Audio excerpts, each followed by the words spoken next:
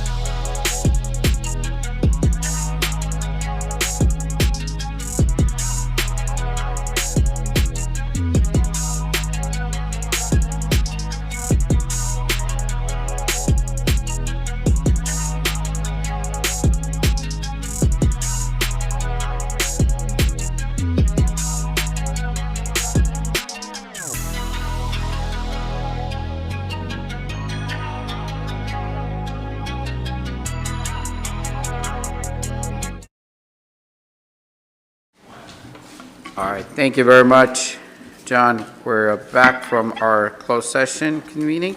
We're reconvening our meeting.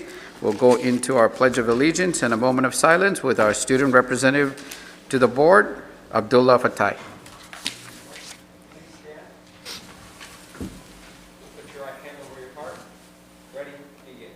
I pledge allegiance to the flag of the United States of America and to the republic for which it stands, one nation, under God, indivisible, with liberty and justice for all. Go ahead. So I'm sure many of you know that this coming Monday is Martin Luther King Jr. Day. And on this day, I think we like to celebrate all the successes that we've had as a country. But it's also time that we look at how we've grown and the work that we've all put in. And to show that example, students have led for years now across the district, holding a marathon, taking time out of their day off to show that Martin Luther King's goals and dreams did not die, that we still hold them in our hearts. So I just want to take a moment to think about how our community is working towards what our goals are and how we're working together and how we continue to for the rest of this year.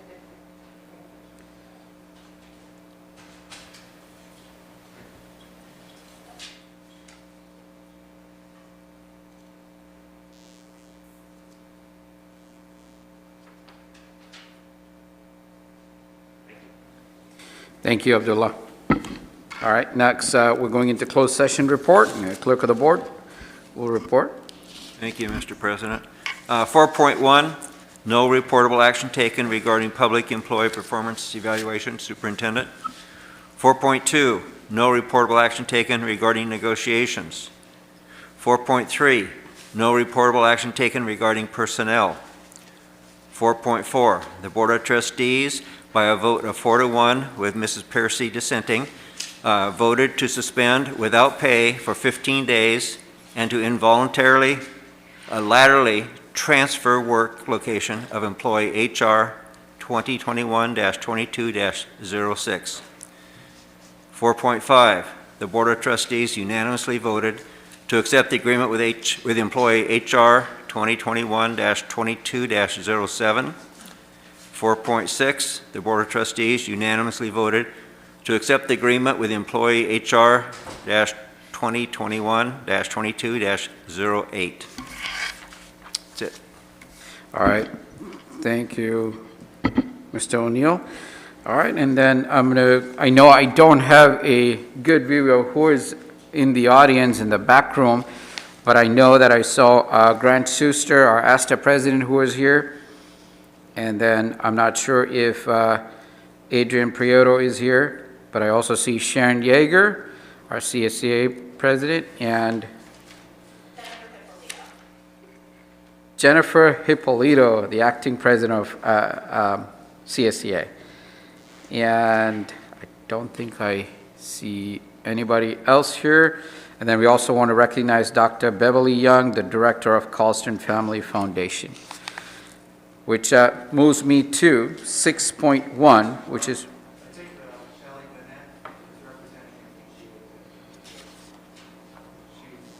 She's back there. Okay, Shelley Burnett, okay. And then Hilda Vasquez, I just saw Hilda Vasquez, our ALTA president, is here too right now. Perfect. Thank you very much, Mr. Superintendent. We're going into 6.1, which is recognitions. And that is our Carlson Family Foundation Award.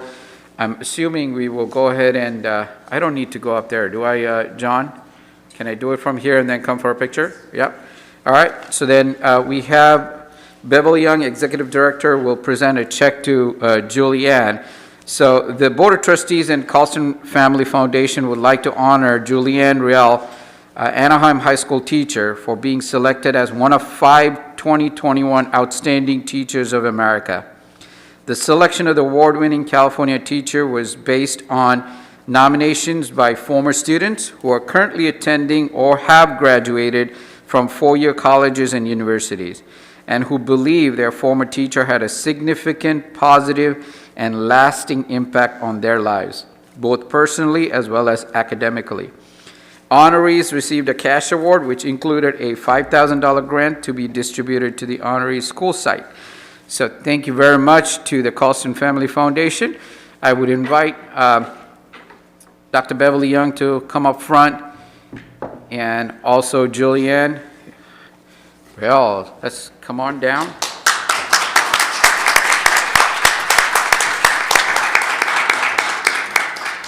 Well, first I'll get Dr. Beverly Young. Do you want to say a few words, and then we'll have Julianne say a few words, and then we'll take a picture. Okay, thank you very much.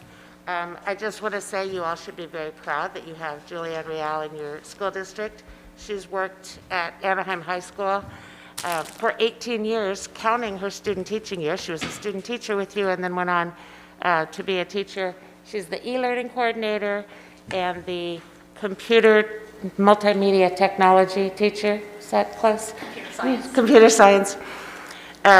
Julianne was selected along with 4 other high school public school teachers in California after a really rigorous identification process where former students, in Julianne's case, several former students, contacted us to tell us how Julianne's teaching and her caring impacted their lives, changed their lives.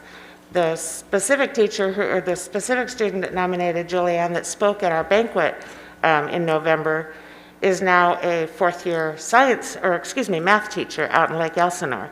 But she told a wonderful story of how Julianne impacted her. So we are really happy. We gave Julianne a check for $15,000, but we're also giving her a check for $5,000 to be spent at Anaheim High School, but Julianne gets to decide what it's spent on. So Great. we are very proud of her joining the Carlson family cadre of honorees. You all should be very proud of her too as one of your teachers. So, Absolutely. All right.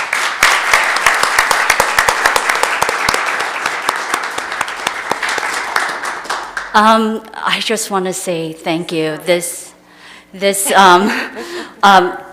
recognition from Carlson Family Foundation made me really humble for for doing the work I do. Thank you, Carlson Family Foundation, for valuing my work that I do in the classroom. Another thing I do want to say is to thank the district for always valuing our students' future and goals and trying to be innovative to support their future. Next is I do want to thank my colleagues and the support staff and the amazing teachers that I work with. From their support, that's where we all worked as a community to help our students to be successful. And it's not just me; it's a whole community. And lastly, my students, they're amazing. And oh my gosh, they do listen. And here we are, trying to help them and guide them, and thinking that they're not listening, but they are. And so I hope, I'm just so happy to see them from when they're in high school, and now they're all professionals and moving on. And so it's very, very rewarding. So I want to thank everyone for supporting my career as a teacher and our students. Thank you. Thank you very much. So I'm going to invite the board and the superintendent and Julianne and Dr. Young to come in, and we'll take a picture. And after that, I understand we also have a 4th district representative, and also a former student who's going to be presenting a certificate from Supervisor Doug Chafee's office. So let's take a picture, and then I'll have our representative come back. And Julia's husband and daughter are here too, as well as some of her colleagues and former students. Don't want to forget them.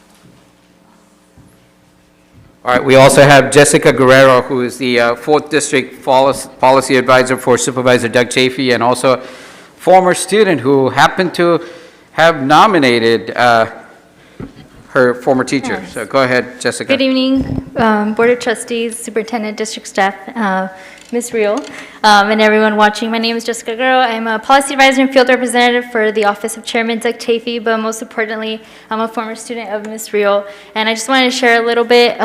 So the Carlson Family Foundation is a nonprofit organization who identifies California high school teachers who have had profound and life-changing academic influence on their students and honors these teachers with recognition.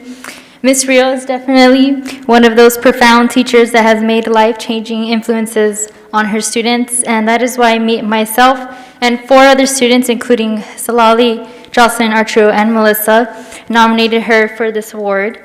I had the honor of having Ms. Reel as my freshman high school AVID teacher and my senior AVID high school teacher, where she helped my classmates and I apply to college through the entire college application process, from applying to college, getting the acceptance, and making that final choice of which school to attend. She truly cares about seeing her students succeed. And if she wasn't tired of us yet, she continued to mentor us while we were her AVID tutors, and she was our boss, and continued to really be that person that we could come to with advice through the undergrad process. She was there for me through my graduate school process, being a mentor, role model, and a friend.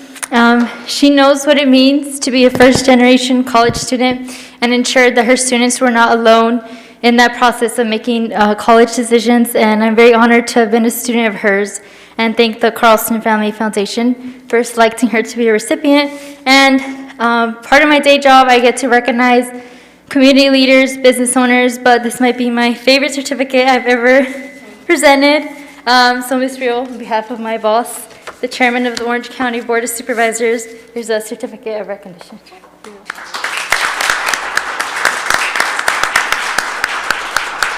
Thank you. All right, thank you very much.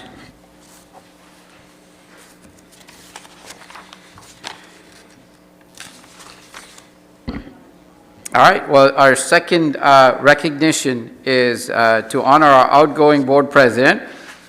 So on behalf of our board, we would like to thank Trustee Piercy for her service as board trustee for Anaheim Union High School District. And I believe we have the, okay. And I'll open it up for our board members to make any comments. Everybody's rushing. We're breathless. Ms. Pierce, I just want to thank you for your time in service this last year. It has been a difficult time, knowing full well what we have just gone through, and we're not out of the woods yet, but I thank you for your service and your leadership and guidance, so thank you. I just want to say I know how difficult it was to go through this as I was the predecessor, and so thank you. It's been challenging for all of us, but I know being at the helm is you know, you get all of it, and so thank you for your service. Thank you for being lighthearted and making us laugh through this you know, last year, and keeping us moving forward as you always have. And thank you for your continued service with our our district, many, many years. So thank you so much. We appreciate you. Thank you. Kathy? Well, I would like to ditto what Mr. O'Neill and Mrs. Randall Trejo said, that you have been a wonderful person to work with, and it's been a joy under extremely difficult times. And I would like for you to mandate that everybody can hug everybody so that we can get back to life as normal. But thank you so much. So, go ahead, and then I'll resume my comments, sir. Go ahead. Yeah, Trustee Piercy, on behalf of the entire staff that the board led, but under your leadership, really having your involvement and your capital, your relational capital with so many of the staff members and community members was so vital in helping us navigate through very difficult times and making difficult decisions for the board and the district. But in hindsight, they were the right decisions and very challenging decisions. But your leadership made a difference on all of us, you know, in terms of what the district stands for in the past, in the present, and going forward into the future. Thank you very much. Thank you, Mike. So I'll go from there to say, I know, Anna, both you and I have now probably seen eye to eye on some of the issues, but I can tell you one thing is that I've always come out of it appreciating your passion and your dedication for our students and our district. So I want to tell you that I watched you leading this district as a president, and I hope that I will be, you know, doing something similar or better. At the end of the day, I want to say that I think thank you on behalf of all of our students and our parents, because last year was one of the most difficult years for any school board member. On top of that, you led the district, so thank you for that. Appreciate it. Thank you. Come back out and take a picture. Oh, sorry, go ahead, Abdullah. All right, well, I'm sure I haven't known you as closely as the rest of the board has, or as long, but I still remember the first time when you interviewed me for this position, and I remember how kind you were and how comfortable you made me feeling in this definitely scary position, and the first time I got to talk to you. So thank you for being so welcoming and kind to me, especially as someone coming so new, and I really appreciate how much you've helped me during this process, especially learning all these new terms and all these new things I have to do. So thank you for being that support. Thank you. Present a certificate, right?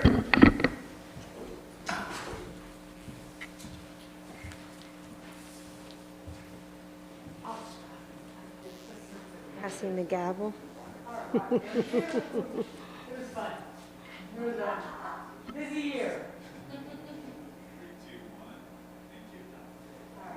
Thank you very much.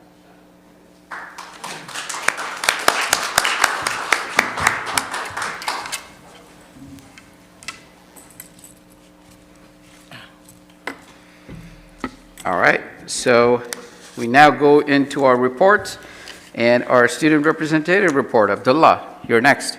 All right, thank you, Mr. Aljabar.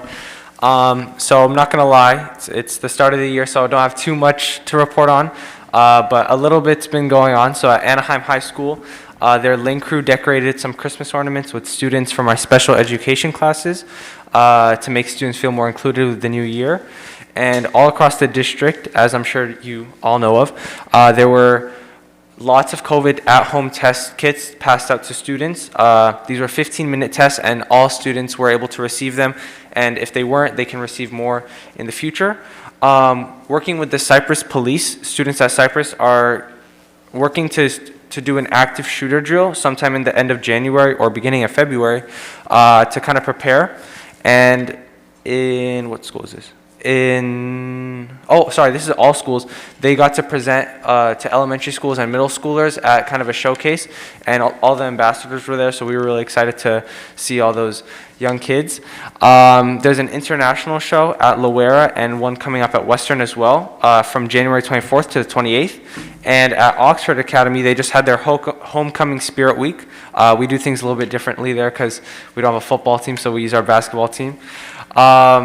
Sadly, Cypress High School and Oxford Academy's dances were just postponed due to COVID-19. And we have Servathon, which I just mentioned, this Monday, and there's stuff going all across the district. There's like battery recycling, sandwiches being made for the homeless all across the district. And at the end of last year, before we went for break, I talked briefly about it, but students created a little mental health initiative where they got to do different activities, and it was all run by students, so that was really great. Western Key Club, along with key clubs across the district, got to work on the Rose Float at the Rose Float Parade in Pasadena. That was on December 29th.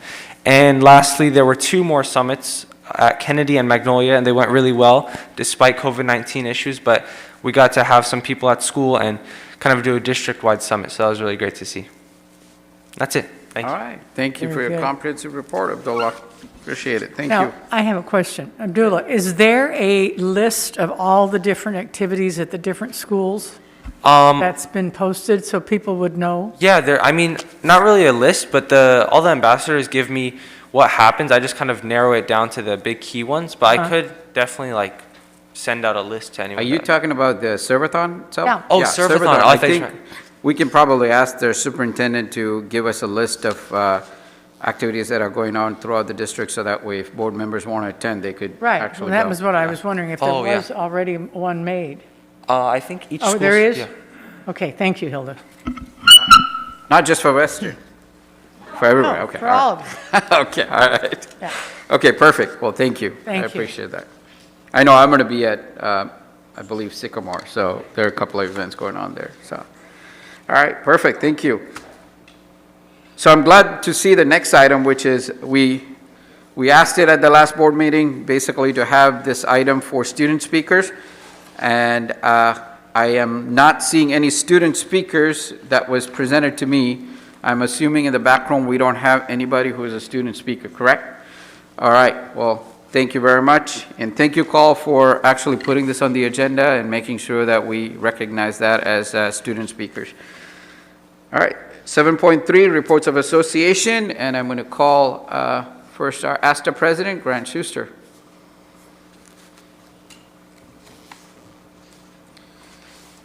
Good evening, President Jabbar, trustees, cabinet, and our community at home. I never could have imagined when we finished up last winter and the wave of COVID that we went through that we could be back in a position like we are now. I've spent several days the last few weeks out on campuses covering classes myself, dealing with the situation, and it really has been 2 of the most difficult weeks just because of the logistics and trying to deal with this since the beginning of the pandemic. Incredibly, we're seeing just adaptive teaching and learning going on every campus. All of our district employees, led by teachers in the classrooms, have stepped up above and beyond reasonable expectation to provide our students and community with anything they need during this continued crisis, and they deserve our admiration and respect. I want to focus tonight on what all of us as leaders can do to make sure it continues on a daily basis. For the near term, there is nothing more important to educators, students, and staff than they feel supported. It's not about long-term vision or new programs this month. It is about day-to-day operation of sites. That's what's currently most important. It's making sure that MERV filters that people see the MERV filters being switched out on the roofs and feel confident in the air quality in their classrooms. When the little red light goes on the air purifier, it's knowing that someone's going to show up to take out the secondary filter and make them feel comfortable in the classroom. It's walking to your mailbox and finding a half a dozen KN95 masks that make you feel just a little bit better when you're going into the classroom in a situation like this. And it's seeing, as I did when I was out teaching at Catella and Anaheim and Dale, seeing site and district administrators, heads popping out of the doors next to you because they're out there covering classes as well, making us all feel that we are in this together and supporting each other. safety, air quality, PPE, helping with class coverage. These are a few examples of what we need to do as a district in the short term to weather this storm. We hope that the pandemic wave is peaking this week, but if not, we also need to make sure plans are in place if a campus doesn't have enough staff to open for the day.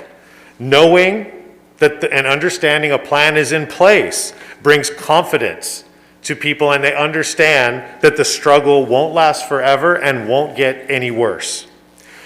Beyond the current situation, I also want to praise again this month the ASTA and AUHSD bargaining teams for getting through a quick and difficult and efficient process with a tentative agreement that recognized the value of teachers, nurses, speech-language pathologists, and all other district employees during this most difficult time. Our membership ratified the tentative agreement with a 94% approval rate. We look forward this spring to getting through the current public health crisis and moving forward with the LCAP process, with community school development, which are just two areas where both ASTA and the AUHSD are becoming national models. Until we get there, I just encourage everyone in leadership and all of our staff on campuses to stay safe and take care of each other until we can get to the other side of this. That concludes my report. Thank you, Mr. Schuster. All right, we're going to invite, I know Adrian Prieto is probably not here. I don't see him. Am I inviting Jennifer Napolitano? Okay. Why did Napolitano came to mind? Sorry, my bad. She still doesn't say my name correctly. It's okay. So that I get a pass. Sharon, correct her name, please. Thank you. Got it. I know it now. Actually, before I speak, I'm going to let Sharon speak to you because she is giving us a farewell. I didn't know she was going to be here, so I didn't want to. Sorry, Jennifer. As you all know, I'm going to be retiring January 31st after 31 years in this district, and I don't want to cry. And I want to say thank you to all of you that I've worked with through the union and in schools, and I love you guys very much. I will miss all of you. I won't miss the work, because it is a lot of work. But I will miss you all very much. This is probably the best district in the whole of California to work for. You guys make me proud. I'm proud to have graduated from Catella High School. I'm proud to have that my kids went through the school system and graduated from Catella. I'm proud my mother graduated from adult ed from this school district. And it just does my heart really good. And whenever anyone asks me where I work, I'm very proud to say Anaheim Union High School District. And people do know about you guys because they see it on the news and everywhere. So, and sorry, I start hyperventilating when I have this on, so I'll try not to do that. Brad, I love you very much. You're a fantastic person. He's really good in his job. Jaron's not here, so I don't know where he's at. He's listening. Is he? Okay, I love you, Jaron. I love you, Jaron. Jaron actually was a wrestling coach for my son at Catella when he was a teacher. So I've known Jaron quite a long time. Mr. Matsuda, Mike, I love you too. Nancy, everybody, I just love all of you guys. And the one thing that I will miss truly of all of this is all the love from everybody and how nice it is to work here. So that's all.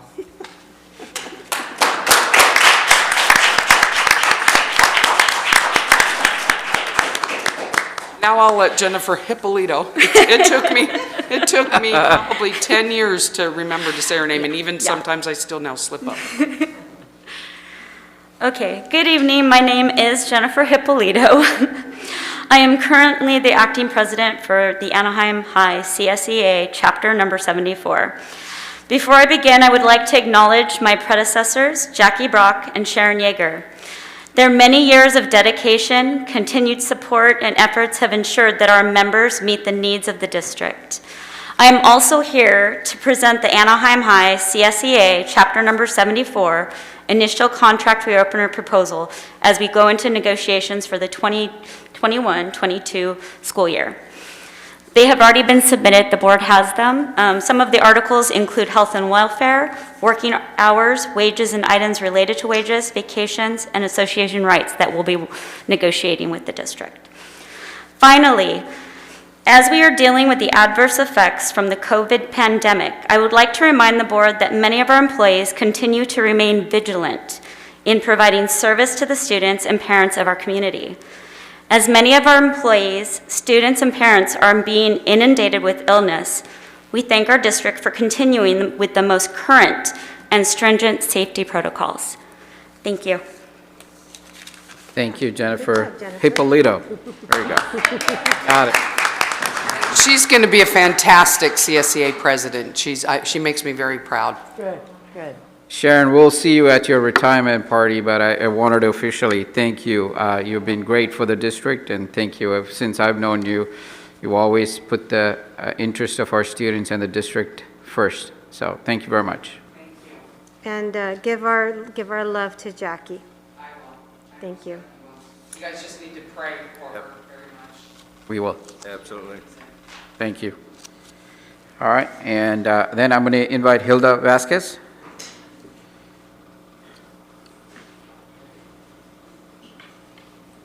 The 28th is her retirement party. Good evening, everybody. It's great to see you. Happy New Year. President Jabbar, Board Trustees, Superintendent Matsuda, Executive Cabinet, and esteemed guests joining us, students, parents, staff, and community members. It's great to see you tonight and give you a short report. A lot of what has been said by our student trustee and also for the other unions. I just want to reiterate how busy we are already this year. We're 2 weeks into the second semester, but everything is in the full swing of things. We are in the middle of winter season for sports, so as you heard, everyone is working diligently to make sure that all of our services, all of our athletics, all of our activities are happening, and I definitely want to recognize, and we are incredibly grateful for everyone going above and beyond to cover, making sure that all of our services and everything happening on the site is happening. And so, as you heard earlier, it has definitely been a busy 2 weeks, and yes, we've already cleared our schedules for tomorrow, counselors on my side, administrators, to make sure we have classes covered. We want to make sure we're there to support each other. We know we're going to get through this. It's just a little bit difficult right now. So we just want to let you know that we're doing everything in our power to make sure everyone is safe, and also making sure that our protocols are in place and that students and classes are happening. As you know, because we do have some students at home, we also have begun some discussions and creative discussions about maybe online tutoring or supports from counselors, office hours during the day, things like that, and also even possibly doing some during the day portfolios, or even doing some of the FAFSA applications. And so even if they are home, giving them the opportunity to continue not to only work on the content, but on the things that they need the services for from every school site. And so we're working on that and coming up with some creative ideas. Also, as mentioned earlier, we are preparing for our serve-a-thon. There is a list. The activities directors have a list of all the activities for the sites.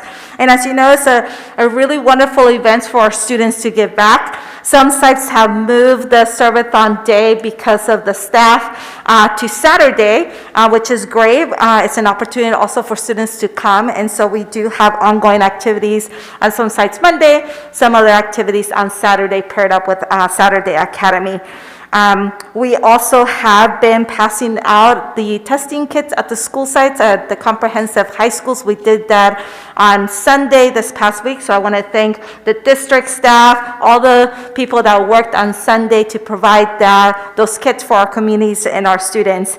And lastly, I want to thank you. I know that this is School Board Appreciation Month, and as many of you have echoed, Trustee Piercy, your leadership last year is instrumental, but every single one of you, your voice, the way that you empower our students and the way that you continue to lead our district is really powerful for everyone here. And so I want to thank you for your service.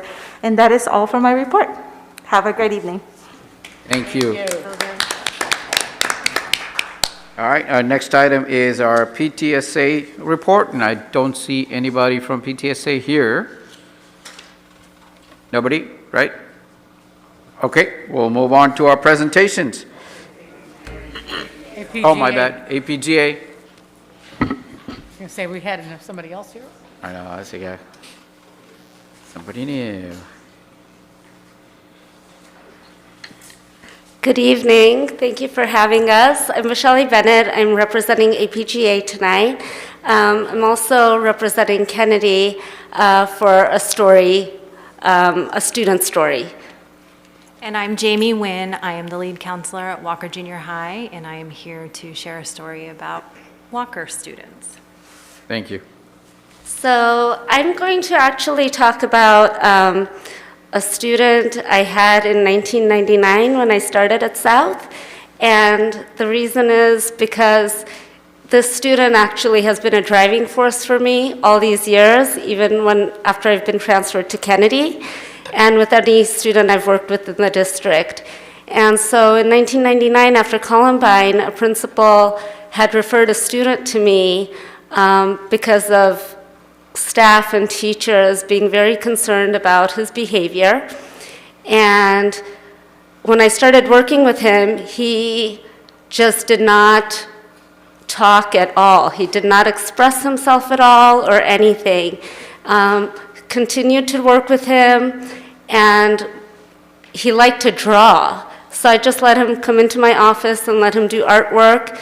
I noticed his artwork, there was a lot of disturbing things he was drawing, a lot of killing, a lot of blood, and this was concerning after Columbine, right? So very high alert.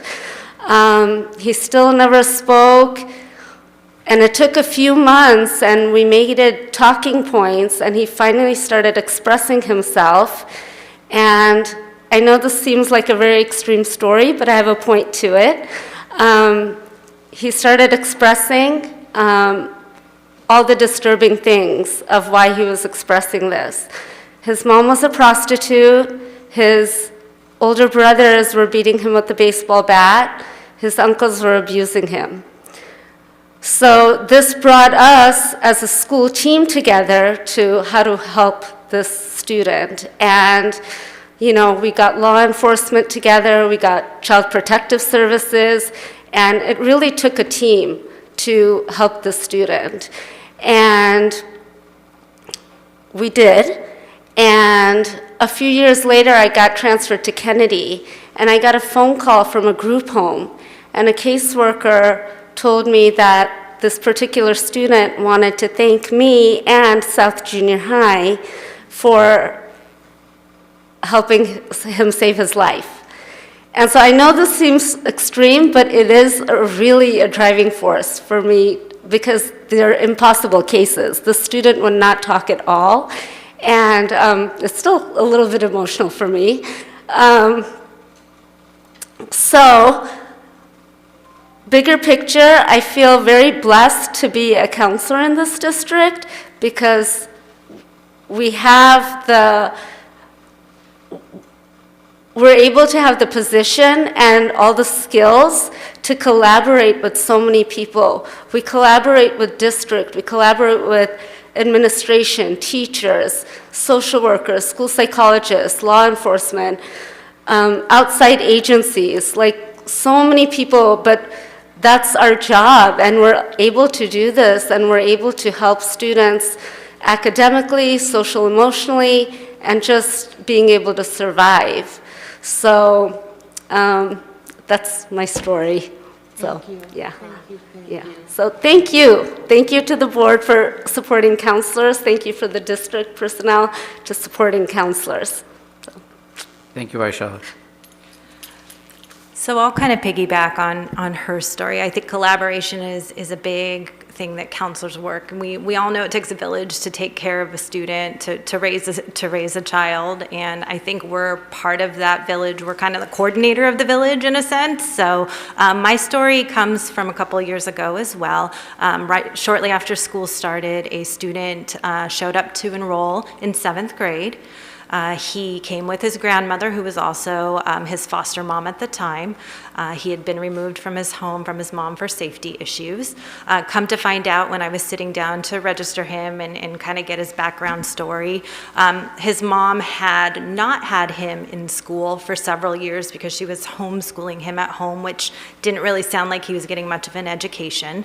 So I strategically scheduled him into classes where I knew that there would be teachers that could support him, extra instructional aides that might be in there to offer support since he was missing out on some vital skills. We started school, he started off in classes and immediately was overwhelmed. Not only did, the academic work, become too difficult for him, but just the day-to-day sitting in a classroom and understanding that you can't get up when you want, you can't shout out, you have to raise your hand. He didn't have any of those skills. So he would come to me crying, overwhelmed. My job was to try to figure out how to calm him down, how to get him support. So we did a lot of breathing exercises, grounding exercises, journaling, trying just to get him to a point where he could go back into class. I ended up collaborating with our EMT team, and we decided eventually to test him for special ed, which he ended up qualifying for, so we were able to give him some more support. He left for summer, come back as an 8th grader, almost a completely different student. He was thriving, he had friends, he had confidence. So just watching the dynamic in him change, watching him become successful, watching him make friends, it was heartwarming for me. He's somebody I still think about. I do know currently he's a sophomore in our district and he has a 3.71 GPA. So despite, where he started, he's come a long way. And I love the opportunity to be able to see that happen with students, to be able to be part of a team that's pushing students in the right direction to get them all the supports that they need. So thank you guys so much for listening. I do have a gift for you because it is National School Board Month. So on behalf of our Kindness Club and our 5Cs coaches, I have a hand sanitizer and a stress ball for each of you. So thank you so much. Thank you very much. Wow. Again, thank you for sharing the stories. I think APGA does a fantastic job of actually explaining and getting counselors to come out and speak, so I appreciate the stories. Thank you very much. All right. Thank you. And I want to say also, it is amazing, having been a teacher, a counselor, even more so, touches so many lives in so many ways. And to be able to look back on how you really helped a student is always phenomenal. And it's such a good feeling. And to be able to keep track of them, too. And when they come back once in a while, that's when you really find out. They don't always come back, so you don't always know, but it's really heartwarming to hear your story. Thank you, both of you. Thank you. Thank you very much. I'm using the stress ball. All right. So nice, thank you. All right. Next are presentations, and I'm going to invite Mr. Manuel Colon to make the presentation or introduce the presentation. Thank you. Thank you, President Jabbar and Board of Trustees. It is my honor and pleasure to introduce and bring up our Anaheim High School Biotechnology Pathway, who you're going to be treated and amazed at how far it is and the wonderful work that is being done at Anaheim High School. I don't want to steal any of their thunder, so to introduce the presentation and also introduce the presenters, I'm going to bring up our coordinator of 21st Century Career Readiness, Mr. Scott Randell. Thank you, Manuel. So good evening, Board of Trustees, Cabinet, members of our audience, and community members. I'm proud to introduce our team from Anaheim High School and Sycamore Junior High School to, representing the biotechnology exclusive pathway. In the next few minutes, you'll hear about their progress, which represents a great example of one of our most important 5 C's, collaboration. You'll see that represented in their presentation and in the results that they've achieved and that they're presenting to you tonight. And that's very evident tonight, and very proud of the work that they've done. At this time, I'd like to invite Principal Robert Saldivar of Anaheim High School to tell you more and to continue the presentation. Thank you. All right, good evening, everyone. Glad to be back, glad to see everyone. Happy New Year to everyone. Okay, my name, well, I was already introduced, so let's not go off script. With me tonight is our all-star biotechnology leadership team that will soon be introduced as well. So, some of you might be wondering, what is biotechnology? While there are long and formal definitions, what really matters is how biotechnology can be applied so that it's relevant to our students and it matters to our students. If we go to the, perfect, next slide. Awesome.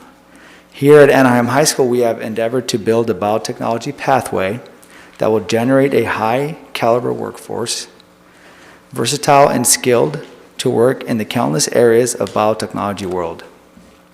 We are one of only 13 K-12 schools recognized in the state of California by Innovate Bio, a national network that provides leadership in biotechnology, technical education, including support for the development and sharing of best practices and emerging technologies in biotechnology workforce.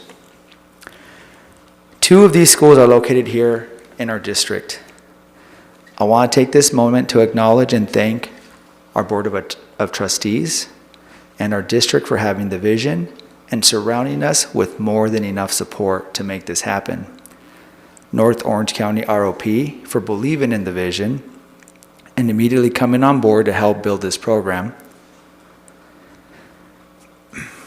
And again, our all-star teams, both at Sycamore Junior High School and Anaheim High School, for all of the hard work, dedication, and commitment in successfully getting this program off the ground. Now, Allison Conrad, our assistant principal overseeing career technical education and career pathways for Anaheim High School, will further explain. Thank you, everyone. Thank you and good evening. As Simon Sinek says, our why is not the result or the product, it's our purpose, our cause, it's our belief, and inspired organizations think and work from the inside out. Using the Career Preparedness Systems Framework, AUHSD's leading model for workforce development, and our pledge as the blueprint, the biotechnology leadership team was created and began planning in the spring of 2020. Despite the challenges of the COVID pandemic, our team persevered in creating a robust support infrastructure. This has included locating and equipping a lab, recruiting an industry-based educational professional, implementing a sequence of courses for a 2-year pathway, developing a logo and a marketing plan, vertically aligning from elementary outreach through post-secondary options, collaborating to integrate with a rigorous core of academic courses. We make decisions with our students in mind. They are at the center of these critical skills outlined in the CPS framework, the 21st century skills, the technical skills, the cultivation of student voice and purpose. Anaheim students are effective communicators and collaborators. They think critically to solve relevant issues and have meaningful and creative solutions to problems. They act globally, using their own civic voice to take informed action to better themselves, their school, and their communities. And our students do all of this with compassion and upstanding character. These are the cornerstones of instruction and reflection throughout AUHSD courses and our extracurricular opportunities, and they're deeply embedded in the development of the Anaheim High School Biotechnology Campus. Our future looks bright as we're building the necessary framework to support our students all the way from Sycamore Junior High School to senior high school with us at Anaheim and through to post-secondary options students can look at 3 ways to access relevant career opportunities in biotechnology.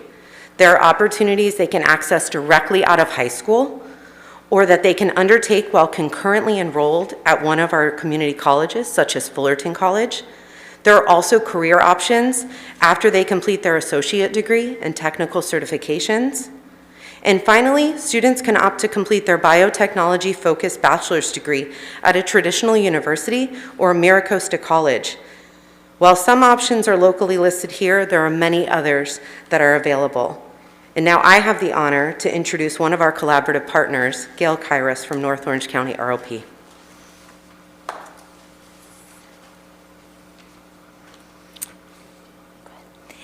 Good evening, and thank you for the opportunity to partner with you in this innovative and very exciting venture. As Allison was talking about the whys, the biggest why or purpose whenever we're planning a career education pathway is to ensure that there's meaningful, sustainable, and lucrative job opportunities for students at the end of the program. And so for this, we looked at the labor market data, the 2021 California Economic Impact Report, which references the fiscal year 2020. These numbers reflect significant economic and labor market impact of the biotechnology throughout our state. As you can see, there's 1.37 million total jobs, that's direct and indirect, generated by this industry. That puts $131 billion into the households of Californians. In 2020, when we were going through difficult economic times, the biotechnology industry jumped 19.6% on this index.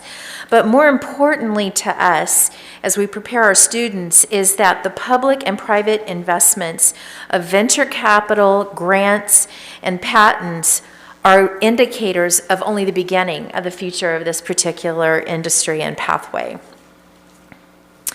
Here in Orange County, we had a total of 162,000 jobs, again, direct and indirect, generated by biotechnology, with an average salary of $122,000. Again, putting $15 billion into the pockets of our Orange County households. This chart evidences the earlier slide that was marking Orange County as a hub for both medical device and biopharmaceuticals. As your partner in career education, we specialize in recruiting, training, and supporting highly qualified professionals from industry. So in this case, our scientist works collaboratively with the academic professionals at the high school. They deliver a rigorous course of study, but importantly in a real-world context, giving our students a unique advantage of just essentially growing up in an environment where they have those technical or hard skills that we talk about in the career preparedness framework, and those hard skills and the soft skills that we know that are so crucial to life success. And so next, I proudly introduce to you our teaching scientist, Ms. Stephanie Spengler.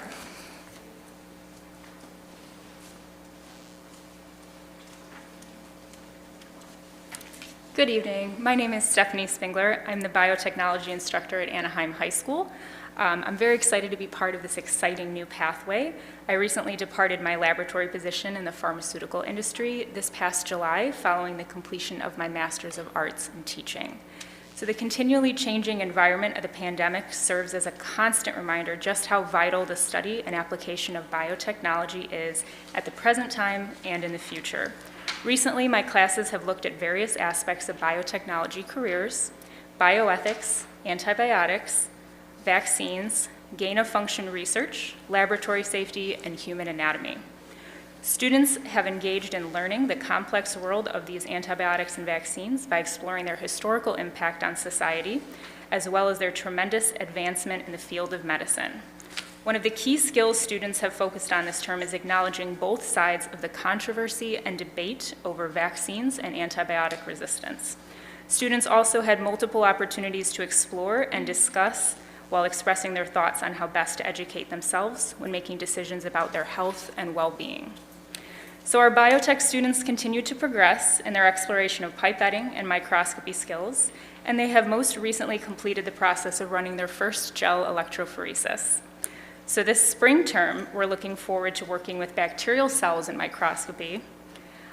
We are also looking forward to chromatography and DNA extraction, and students will also have the opportunity to join the Spring Medical Innovations Research Entrepreneurship, also known as MIRE, with university lab partners to further explore the world of biotechnology and earn credits while collaborating on designing a pediatric innovation with other students. So our students embody the talent needed for a continually evolving world in biotech. And with the help of this program, they can jumpstart their careers with confidence and industry knowledge. Thank you. So next, I'm going to introduce Allison Loper, who will discuss the curricular alignments being built to support our students. Thank you.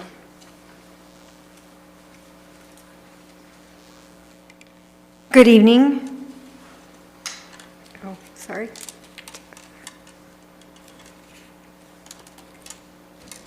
Good evening. My name is Allison Loper, and I am the Biotechnology Exclusive Pathway Coordinator. I have been working on developing a biotechnology campus. At Anaheim, we are developing systems of support across many curricular areas, as we recognize that biotechnology touches all areas of education, really. As such, we have formed a team of teachers who work closely to align and intertwine curriculums, because biotechnology has the flexibility to integrate itself into all curriculums. We are exercising the English curriculum with a biotechnology view.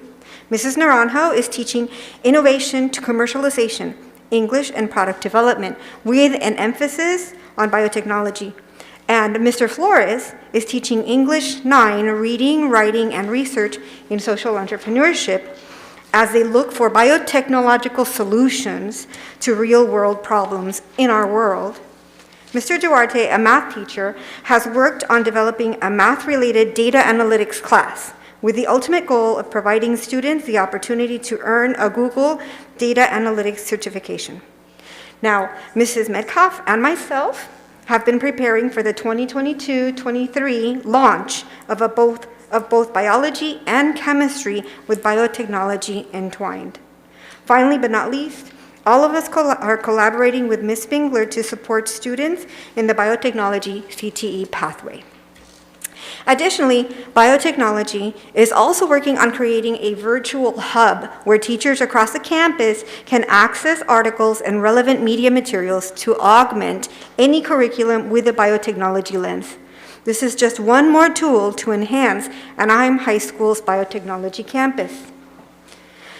Anaheim High School has also been developing vertical alignment with the schools associated with Anaheim. Sycamore Junior High has been working closely with Tiger Woods Foundation to develop a curriculum that is relevant and pertinent to biotechnology. Sycamore will provide introductory skill set development, so students in both grade levels will become familiar and gain exposure to biotechnology before they come to Anaheim. Anaheim High School will provide opportunities for students to learn more deeply about the various aspects of biotechnology. Now, this high school experience may include dual enrollment with Fullerton College professors, providing the opportunity for our students to start their Biotechnology 1 certification prior to entering the community college. Pretty exciting. Once students complete the pathway at Anaheim High School, they will be ready to continue their education at Fullerton College, where they will complete the Biotechnology Level 1 certificate, or they may strive for further proficiency in biotechnology. Should students wish to receive a bachelor's degree in biotechnology, they may continue their education at Miracosta Community College. A BA from a community college, y'all. This is really amazing. So, truly, the wave of the future is here now. And now I turn it back to Ms. Conrad for the conclusion of our presentation. Next, you will see a video that was produced by the AUHSD team under the leadership of John Bautista, and we hope this serves to show you everything we've been describing to you.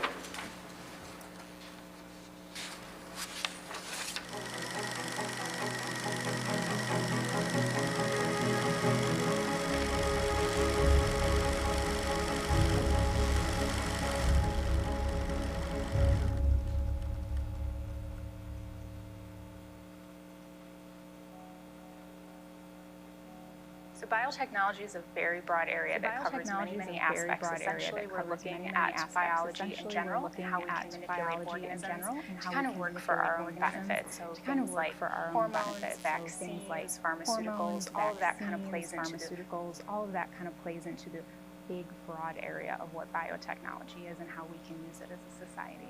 Biotechnology is the process of utilizing advanced technology developed from biology to solve real-world problems. We're looking at a lot of different areas that biotechnology can actually reach into, including coming up with solutions for diseases. There's also genetic engineering, where we can use microbial genetics in order to produce products like medicine, even things like insulin to solve real-world problems. We're looking at a lot of different areas that biotechnology can actually reach into, including coming up with solutions for diseases. There's also genetic engineering, where we can use microbial genetics in order to produce products like medicine, even things like insulin and various proteins. We also use biotechnology in agriculture and helping us develop food that has the correct nutrients in it so that we can create a much healthier food product.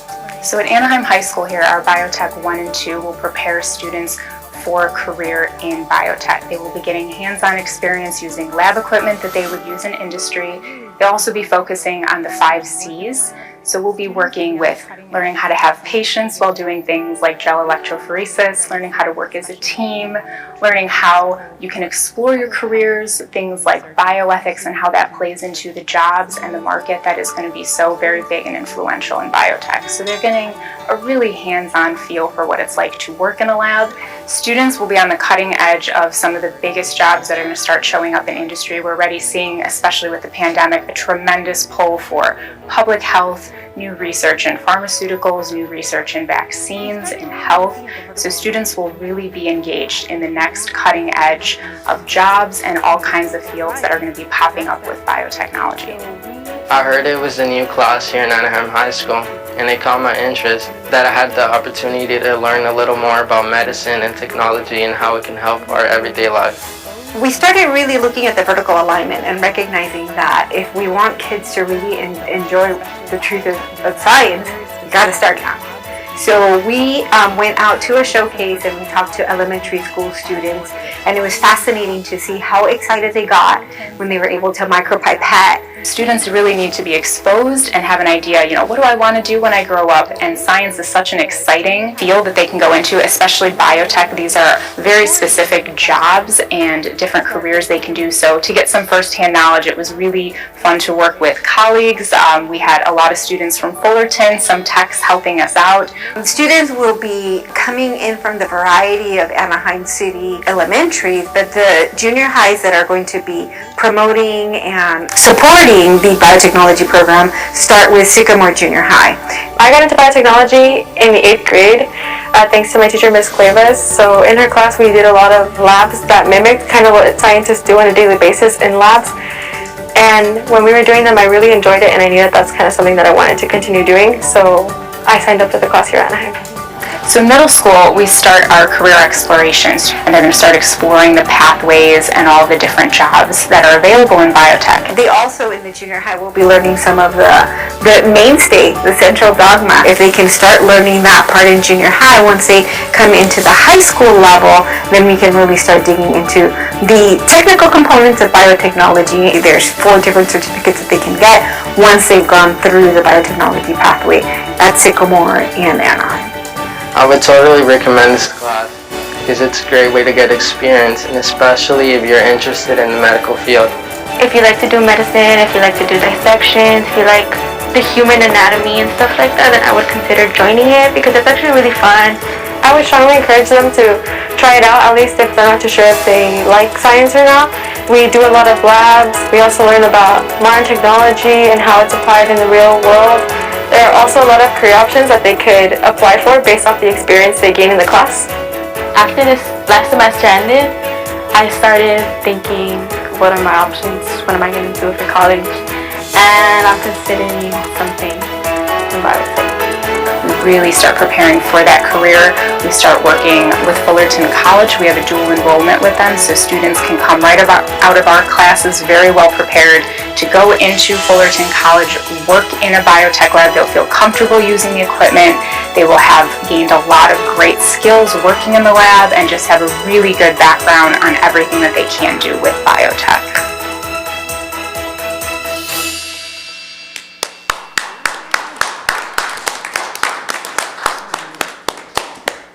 So hopefully you got to see a little bit, and as you saw our students presenting and also what you saw them doing in action in the classroom. So we want to really thank you, Board of Trustees, Cabinet, and all those present here to hear about the biotechnology career pathway development updates and the exciting opportunities at Anaheim High School's biotechnology campus. We also want to thank our district leadership, whose innovation really made this pathway possible. I know that Principal Saldivar spoke about it earlier, but truly your vision, your guidance, you've offered us unlimited support so we can help our students reach their unlimited potential to avail themselves of unlimited opportunities. It truly is unlimited you. And we thank you, especially also to Scott Rendell, Amanda Bean, and Carlos Hernandez. You've made the CPS framework real for us and real for students. Additionally, we want to acknowledge and show great appreciation for all of the collaborative partners that you can see shown here who have joined us along this journey. We have full confidence in the future of our world. We know that we're sending Anaheim students going out there prepared for meaningful and purposeful jobs in our community. Thank you so much and good evening.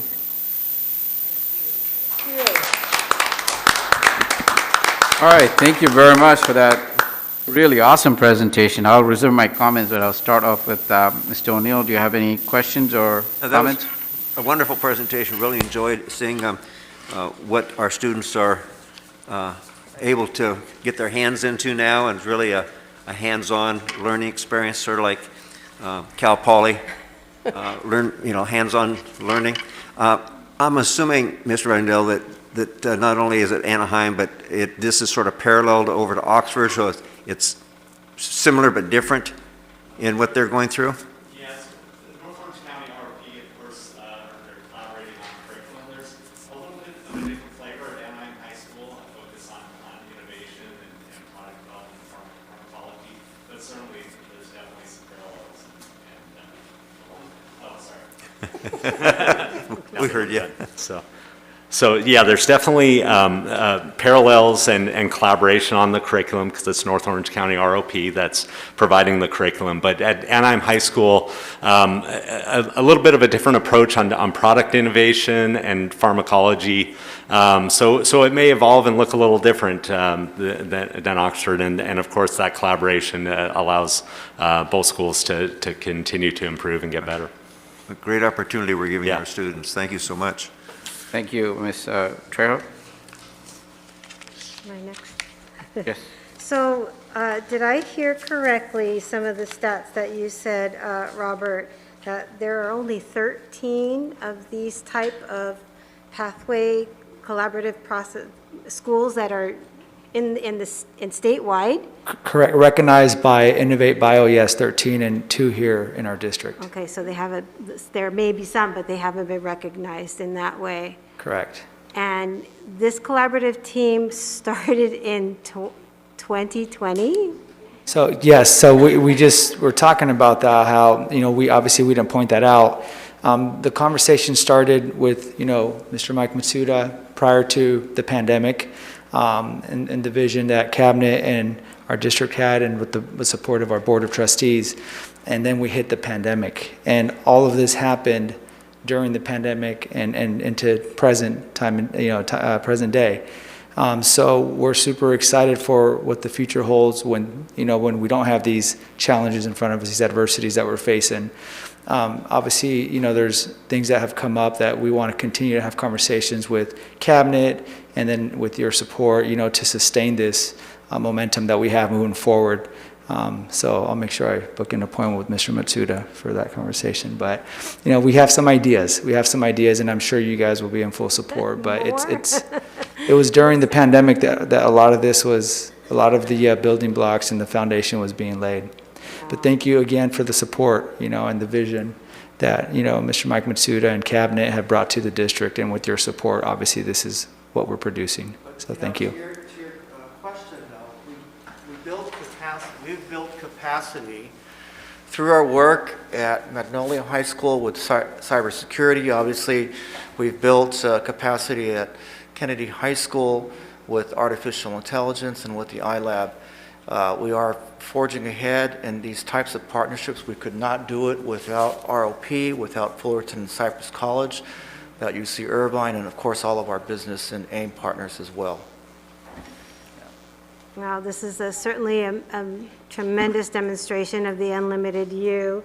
I got chills. I had to put my sweater on.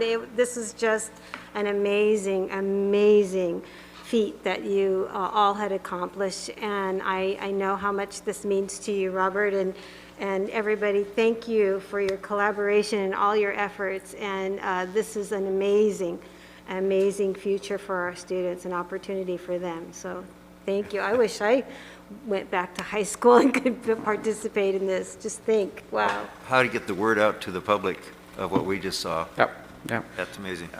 No, let me, Go ahead. Trustee Piercy? No, go ahead. Go ahead, I'll reserve my comments, go Will ahead. you let me go first? Oh, gee, thank you. Okay. Now, this is phenomenal, okay, and this is a proof that our district is forward-thinking. We keep adding more and more pathways that are evidence of training for the 21st and 22nd century. We're not stuck in the past. I've been with this school district for many years, and I've always felt we are forward-thinking, and we are still forward-thinking. And the fact that we have 2 of 13 of the pathways, that just says, scores of things. And it's great, and I'm really glad to hear what's going on at Anaheim, because as Mike had said, we started the cybersecurity, and we got the artificial intelligence, and we have different ones, legal and law and legal and whatever. But this is great because we are giving our students an opportunity to learn and then immediately either go into a job or study further to go up more on the ladder. So we're not pushing all of our students to a 4-year university. We're giving them options, and that's phenomenal, and that's what I want to see more of, and I'm very proud that this district keeps coming up with new and great CTE pathways. And thank you, too, for the ROP for working with us and allowing us to do this, because I don't think we could do it without the cooperation of ROP, because they really give us that ability to bring in scientists and, and that type of thing. So thank you very much. That's great. I am so glad to hear about all this. Thank you. Thank you, Ms. Piercy. Ms. Smith? I often think that the word exciting is overused in this day and age, but I am truly excited to learn about the exposure and the experience that these young people, it's not cookie cutter. This is so way out of the box of just when I was in school or when the folks running the school district were in school. And beyond anything that you have done is just almost unimaginable. And I want to thank you from the bottom of my heart, and I know there will be students that will come back and say years from now, thank you for just offering this. It is truly exciting, and from my heart, thank you. It's just a joy to see you all. Thank you, Ms. Smith. Well, I'll just, I think everything has been told about the program, but I'll just tell you that the video came out, I believe, on Thursday, last Thursday, or was it last week? And ever since that video was published on Facebook, I've been getting a lot of people who've been not only talking about it, but very excited and sharing it. And I just wanted to clarify, because some of the people who asked that question, I said that it was our students. And John, I think you did the video, right? Yeah, myself and our interns. Couple of, all the clips on that video with students using the technology, and every single clip in there was from our classrooms. And that's what I wanted to really emphasize, because some of the folks who thought that we took stock clips from the website and just put it in there, and I said, no, that's really happening in our classrooms. So I want to thank the teachers first and foremost for actually creating that environment. A student wearing that white lab coat is, we might think that it's just a lab coat, but mindset for a student who wants to pursue that career is huge, wearing that lab coat and then seeing you, putting the beaker, the little, I don't know, I'll leave the technical works to you guys, but it's just amazing to watch it. And I want to definitely come into a classroom and see when it's safe for us to walk into a classroom. And then the other part is the stakeholder collaboration, right? The fact that Sycamore Junior High is part of it with Tiger Woods Foundation, and then the fact that ROP is part of it, the fact that Fullerton College is part of it with our pledge partners, and then finding out that, hey, a student could actually go to MiraCosta College and get a bachelor's degree, right? Huge for a community, AUHSD, but huge for Anaheim High School and that community. And that is what I wanted to emphasize, is because students who come from that neighborhood probably wouldn't have an opportunity to get and feel what we're doing. And I'm glad that we're providing that opportunity as a district. Thank you very much for that. Thank you, Mike, for coming up with the vision. And I'm glad that, we have forward-thinking folks in our district who are looking at it and making sure that we provide this opportunity for our students. So thank you, and welcome back, Robert. We're glad that you're back. Thank you. Thank you, everyone.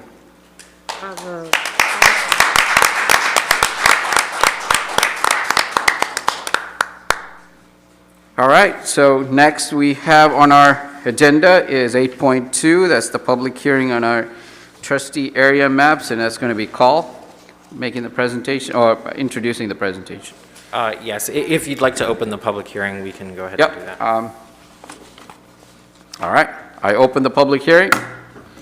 Thank you, President Jabbar, trustees. I'd like to welcome this evening Angela Banuelos with Cooperative Strategies, as well as Michael Toy, an attorney with Parker & Covert.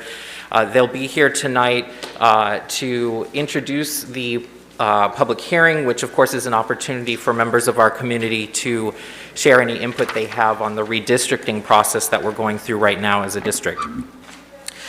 Just as a reminder to the trustees in the community, AUHSD does have 5 trustees. Each trustee has its own geographic area that it serves.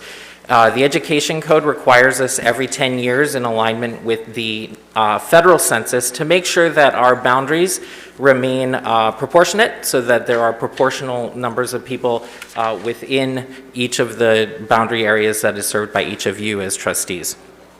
With that, I will turn it over to Angela. She will be presenting some information to us tonight about community input that has been received so far. She'll also present the status of where we are in the process, and of course take any questions that trustees may have. Thank you. Evening, members of the board and the executive cabinet. Again, my name is Angela Banuelos. I'm the associate director at Cooperative Strategies. I'm the demographer who assisted with the scenarios that I will be presenting tonight. So just a quick recap that my colleague Justin Rich has presented at the previous board meetings. Currently, within the district change of the 2010 census and the 2020 census data, there has been a change of 3.3% for a total of 13,000 inhabitants. So that means that the population increased over the last 10 years. And then we're going to be talking about, like, what does that mean currently?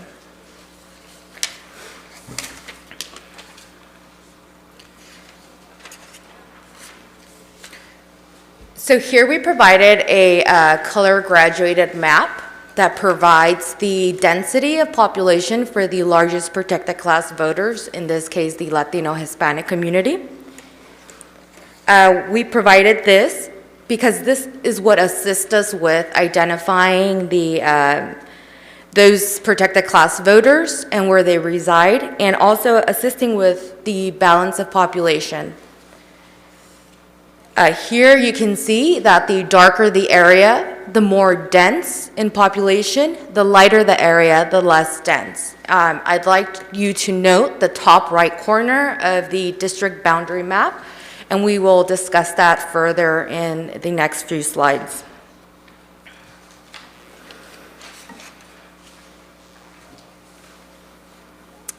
So the current variance for the district in comparison of the 2010 and 2020 census data is 9%.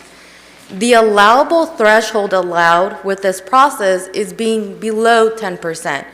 So the district's current boundaries are again at a 9% variance. So in each scenario, we're going to be seeing that trustee area number 1 is going to be the yellow, trustee area 2 is going to be the green, trustee area 3 is the pink or coral color, trustee area 4 is the blue, and trustee area 5 is the purple color.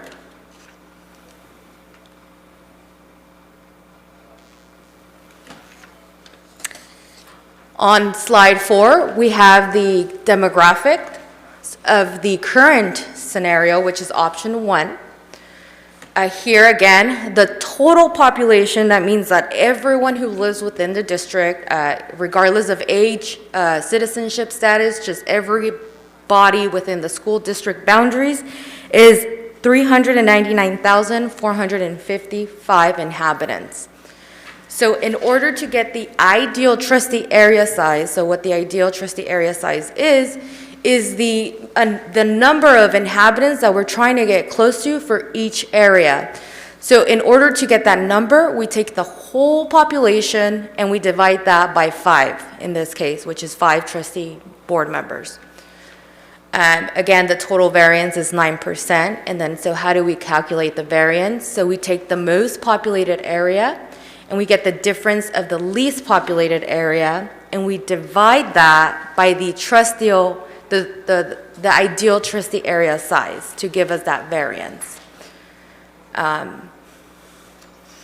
Currently, in trustee area 1, if we look at the citizen voting age population, which is the CVAP, we see that the Hispanic Latino community has the voting power of 55.8%. So what does that mean? Well, when we're trying to create majority protected class areas, when the protected class voter demographic is above 50%, that classifies as a protected majority area. When the total population is above 50%, that means it's a plural district, meaning that the representation for the total population is the protected class. However, that does not classify as a protected class area because those are not voters, that is just the total population. And CVAP are the actual people eligible to vote.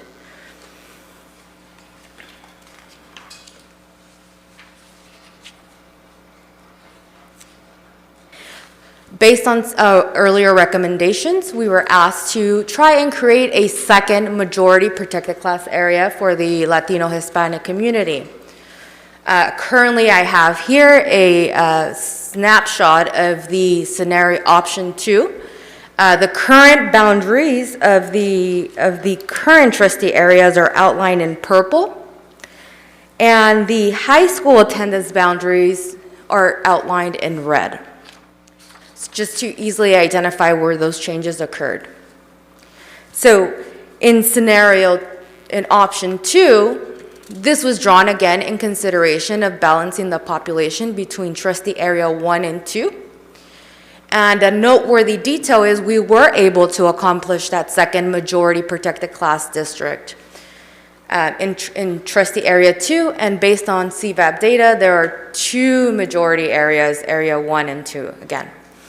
Another detail that I'd like to point out based on our previous meeting was Sycamore Junior High School boundary, the population decreased from 55,897 to 45,991. So what does that mean? That is the total population within just the Sycamore Junior High School boundary. That's just the difference.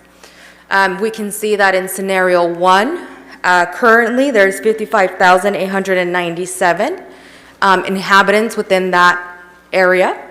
And then in area 2, there's 9,132. If we look at scenario 2 or option 2, the representation within the Sycamore Junior High School boundaries, attendance boundaries, is 45,991. In option 2, in area 2, it increases to 19,038. And we'll look over the demographics. So again, the total population within the district is 399,455. The ideal trustee area size is 79,891. Option 2 gives us the lowest variance at 2.1%, well below the 10% allowable threshold. We circled trustee area 1 under the CVAP column and trustee area 2 under the CVAP column to help identify that those are 50% or above to create those protected class areas.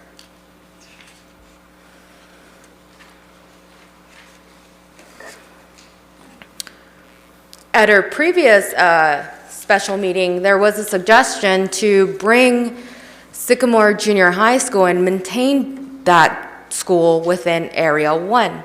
So we went ahead and created a scenario 2A to provide the demographics and the breakdown of that. Unfortunately, due to the shape and the north side, that is a lot of population. So if we look at the actual census block, and I'm going to go back a few slides to slide 2, just to look at the census blocks. If we look at the top right corner, we see that the Hispanic Latino community there is very concentrated. That means it's really dark, right? And the area where Sycamore Junior High School is, it's a huge triangle census block. So meaning we're not going to be able to divide that census block to bring it back into trustee area 1 because we have to keep the areas compact and contiguous. And if we take that triangle, we have to take the population above it, again, because we are not allowed to gerrymander or crack or pack. We have to keep the areas contiguous. So if we go back to scenario 2A, that is what we had to do there on the north side of trustee area 1, north side of trustee area 2. So the whole was Sycamore Junior High School and above had to be moved back into area 1. So what does that mean?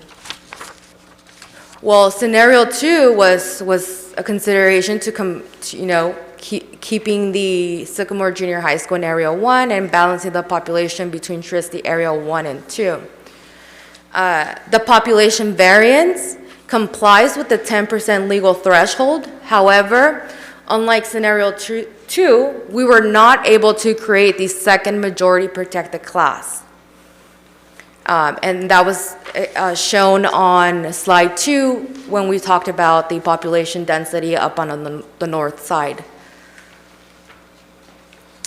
This particular scenario, or scenario 2A, has a variance of 7.4%, and we circled trustee area 1 to show that that is the only majority area we created at a 55.7%.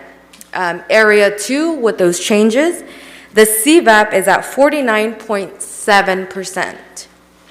So it is not above the 50% threshold to create a protected class. And then more recently, we were tasked with trying to see if we can create a majority protected area for the Asian population in area 4 and 5.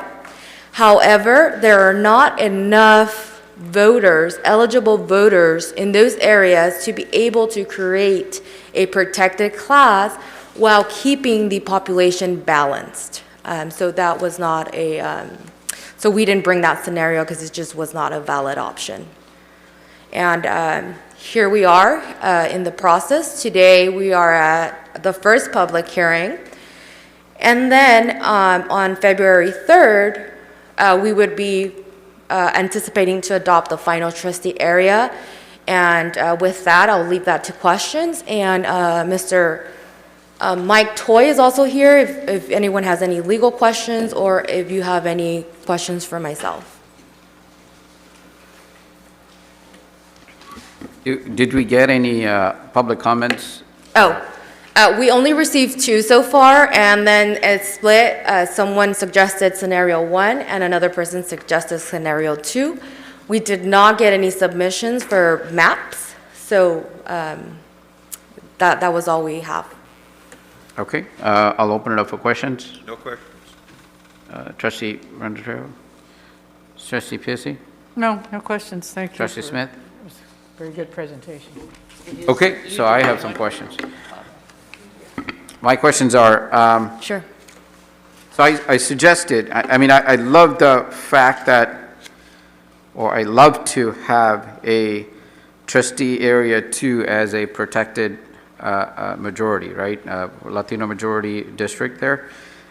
I'm wondering, and I see the demographics and then the census tract in terms of taking a look at the northeast corner or the top corner of the map where we are having issues with Sycamore to kind of accomplish that. Right. I'm wondering, because I definitely want to, somebody who is representing trustee area 1 right now, I definitely want to keep Sycamore and Anaheim in trustee area 1, right? I am trying to see if we could accomplish, because that could happen only with the current scenario 1. And no, actually, it doesn't happen with 1. It actually happens with the trustee area, the scenario 2, right? Correct, 2. So trustee area, the scenario 2 actually takes Sycamore away from the trustee area 1 and puts it into trustee area 2. So with the scenario 2A, I am wondering if there is an option where we can actually go, I'm assuming you probably played around with it quite enough to figure out that you can't have it, but I'm just asking if there is a way, if you see Broadway, right, cut across, there is that dark brown area, which is a rectangular area, which puts it at, I think, 80 to 100%, right? Do you see the area that I'm talking about? You're talking about the west side of trustee area 1? Right. Yes. So right underneath Lincoln. Yes, I know exactly what you're talking about. Mhm. So I'm wondering if you cut across there and still keeping Sycamore in trustee area 1, if you could accomplish creating a second Latino majority district in 2. I'm very glad you asked that question. We were able to create a second majority projected class area using that method. However, the variance was 36%. Oof. So the population balance was not below the 10% threshold.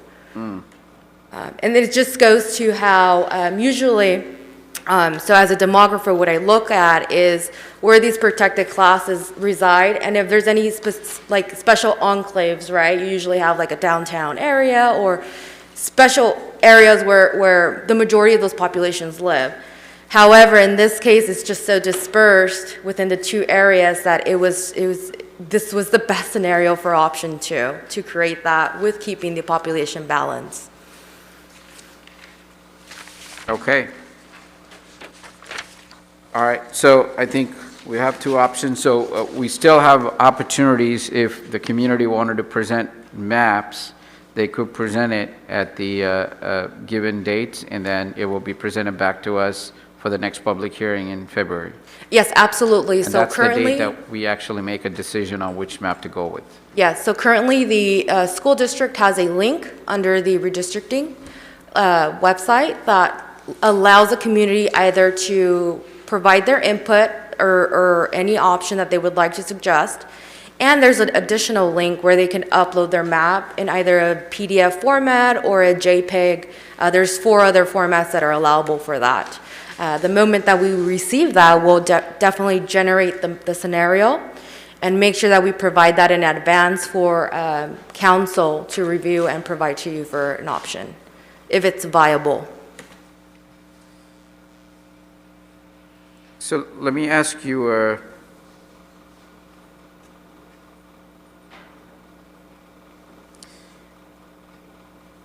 is there a way to, in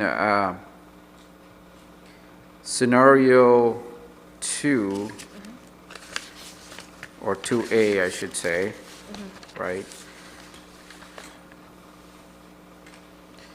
In scenario 2A, we keep, well, no, we're not keeping Sycamore. Well, actually, we are keeping Sycamore in area 1, right? Barely. Yes.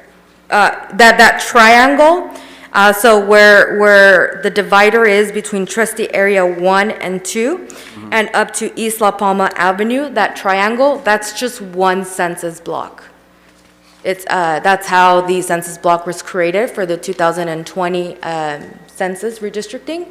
And that's what we have to follow. And because it's such a large census block, again, it goes back to keeping the areas compact and contiguous. Had it been a smaller area, then it would have been easier to kind of keep it in area 1. But because it's a really overpopulated census block, the whole north side has to go to either trustee area 1 or 2. So let me ask you the question of, is there a way to maybe take trustee area 2, because I see a census block which is populated with 80 to 100%, right? On the, I think it's, I don't know if it's not Euclid. I think it's the dividing line there is, right. Looks like Cerritos maybe? It's like by East, It's by Southeast Ball. Street. I'm looking at Ball and this area right here. Oh, down there? Yeah, down there. Okay. So I'm wondering if you expand the trustee area 2 a little bit to go above on that side, it will still create what it wouldn't? No, it would not. I think I sat down with council and we went over our demographer. All options, okay. Yeah. I really, the attempt was made in many different ways. Not only did I look at it, I had my colleagues provide their input just to confirm what we're presenting today. Okay, perfect. Well, I think I've exhausted my questions because I think I was trying to create something somewhere, but it's looks like you guys have looked at all those options, which I'm sure you have. We were definitely trying to, at different ways and making sure that we balance the population and create the suggested second CVAP area. Thank you very much. You're very I welcome. don't think I have any questions. Looks like the board doesn't have any questions, so thank you for the presentation. Thank you. We Thank you. look forward to the rest of the maps and, or the same maps unless community presents more maps on Absolutely. February 2nd meeting. Okay. Thank you. Well, we'll see you then. Thank you. Have a good Appreciate evening. it. Thank you. And should I close the? public Well, hearing? I think first we should invite whether there's any members of the public who would like to submit input. Otherwise, yes, we may close the public hearing. Sure.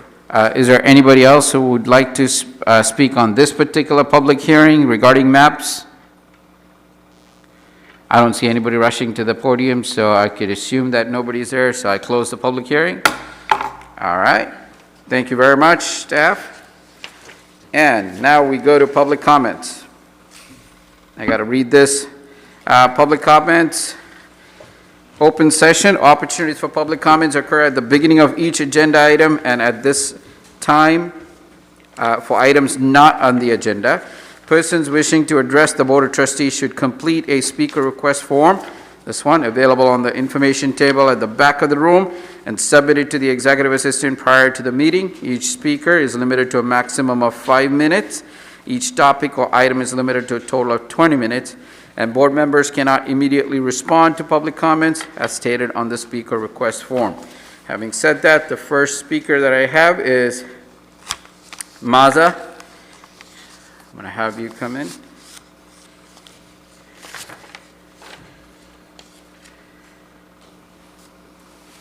Yekwe, Kualita, Yowat, Nahani es Masa, Nitokan Tekpat, to all of you, said buenas noches, good night, and it's Happy New Year, and I'm just very happy that as I drove this way, psychologically, it felt really, really good inside to not see a image of a many can call them conquistador, or a pilgrim that represents to us very negative stuff in our communities, and not just in this continent, but throughout the world, in Africa and Asia as well. Our Asian brothers and sisters are also indigenous peoples.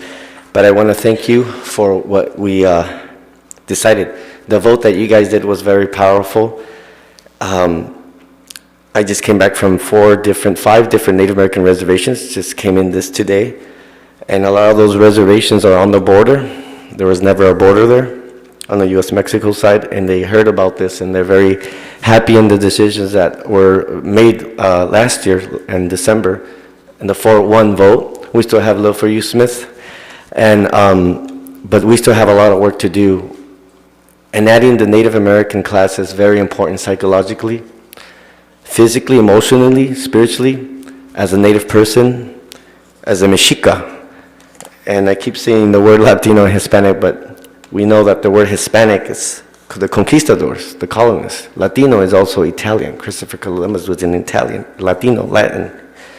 But with time, we will change things, and I know we still have to add, when we add the Native American class course, I think it's also important to, when we invite the Tonguas, which would be Virginia Carmelo, I know we're working with her and some of the high school teachers at Anaheim High School. There'll be a book, hopefully you guys can approve or push for that to be approved. It's called The First Angelinos, and it's about the Tonguas. And I think it's very important that the students learn that this is Huhutugna, Tongva territory. And last, I would like to say that we're going to be here. Just a couple of us are here. Our ancestors are here. And there is a video of Virginia Carmelo on YouTube. Somehow we're trying to find a way to email some of you. I don't know if the emails are being sent. We're being blocked. And in that video, we sent the video, and as Virginia Carmelo says, the word colonist is very degrading to us indigenous peoples. The word colonist represents many negative things that we're not going to get into here. And so we are here in a peaceful way. And if we were hurting, or the way we acted the way we did last meeting, it was not because of, obviously not joy.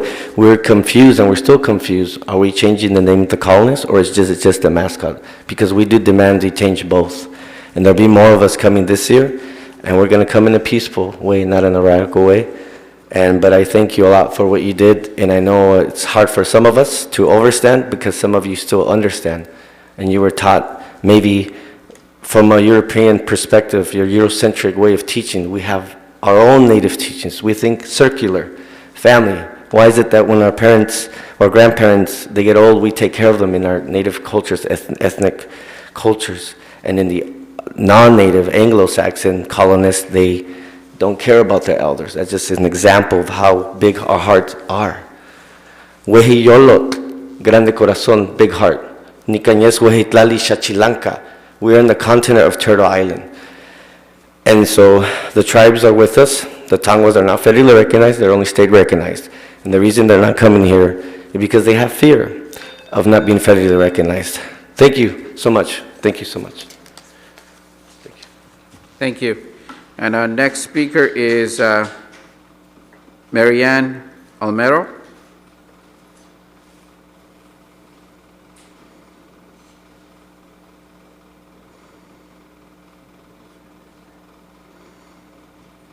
Hello, once again, Board of Trustees.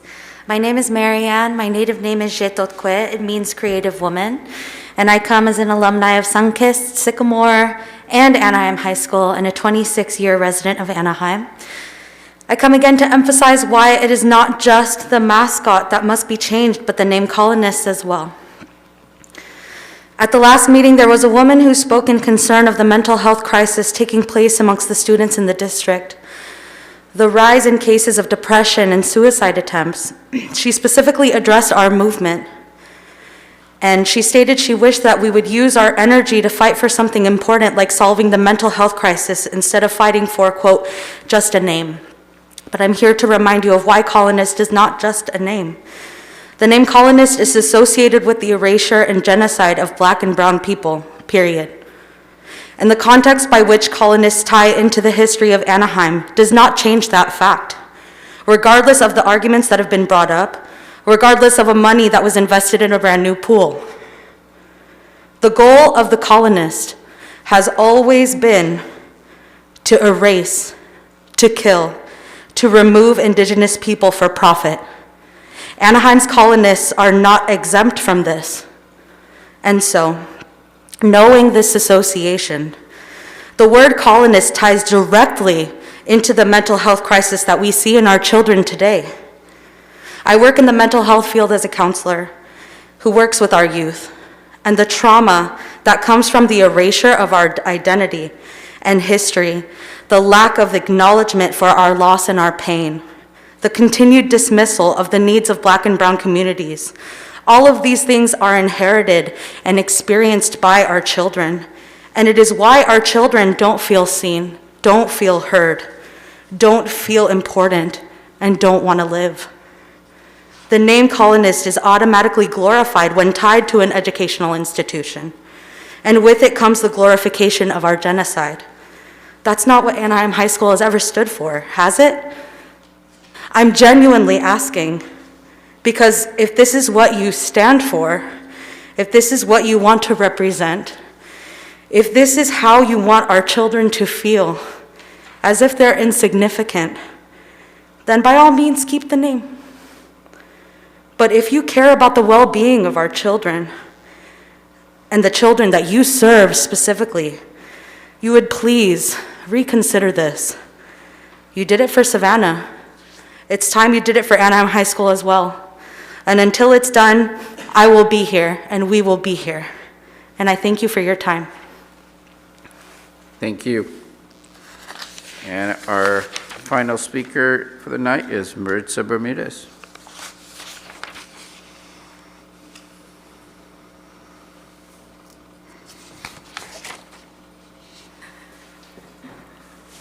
Good evening, President Jabbar and board members, cabinet, and everybody else who's present. My name is Maritza Bermudez, parent from Sycamore Junior High School. I wasn't going to speak this evening, but I was listening to the Biotech presentation, and honestly, I'm blown away. Like, I am blown away with all the different stuff that's going on with within our district and with all these pathways. What I would like to see is that these presentations be shared with parents, with our community, so we can highlight the great things that are happening. President Jabbar, you said, this is a great opportunity for a lot of our students that live in that community of Anaheim High School and Sycamore to have great opportunities that they might not have, right? So just the other day, somebody asked me about the pathways. And I've been trying to advocate. I've been in contact with Miss Amanda Bean, with others in the district, to see how we can connect the elementary schools with the high school, so we can be giving this information to the parents as early as TK, preschool, so they can see what information, what opportunities there are for their students.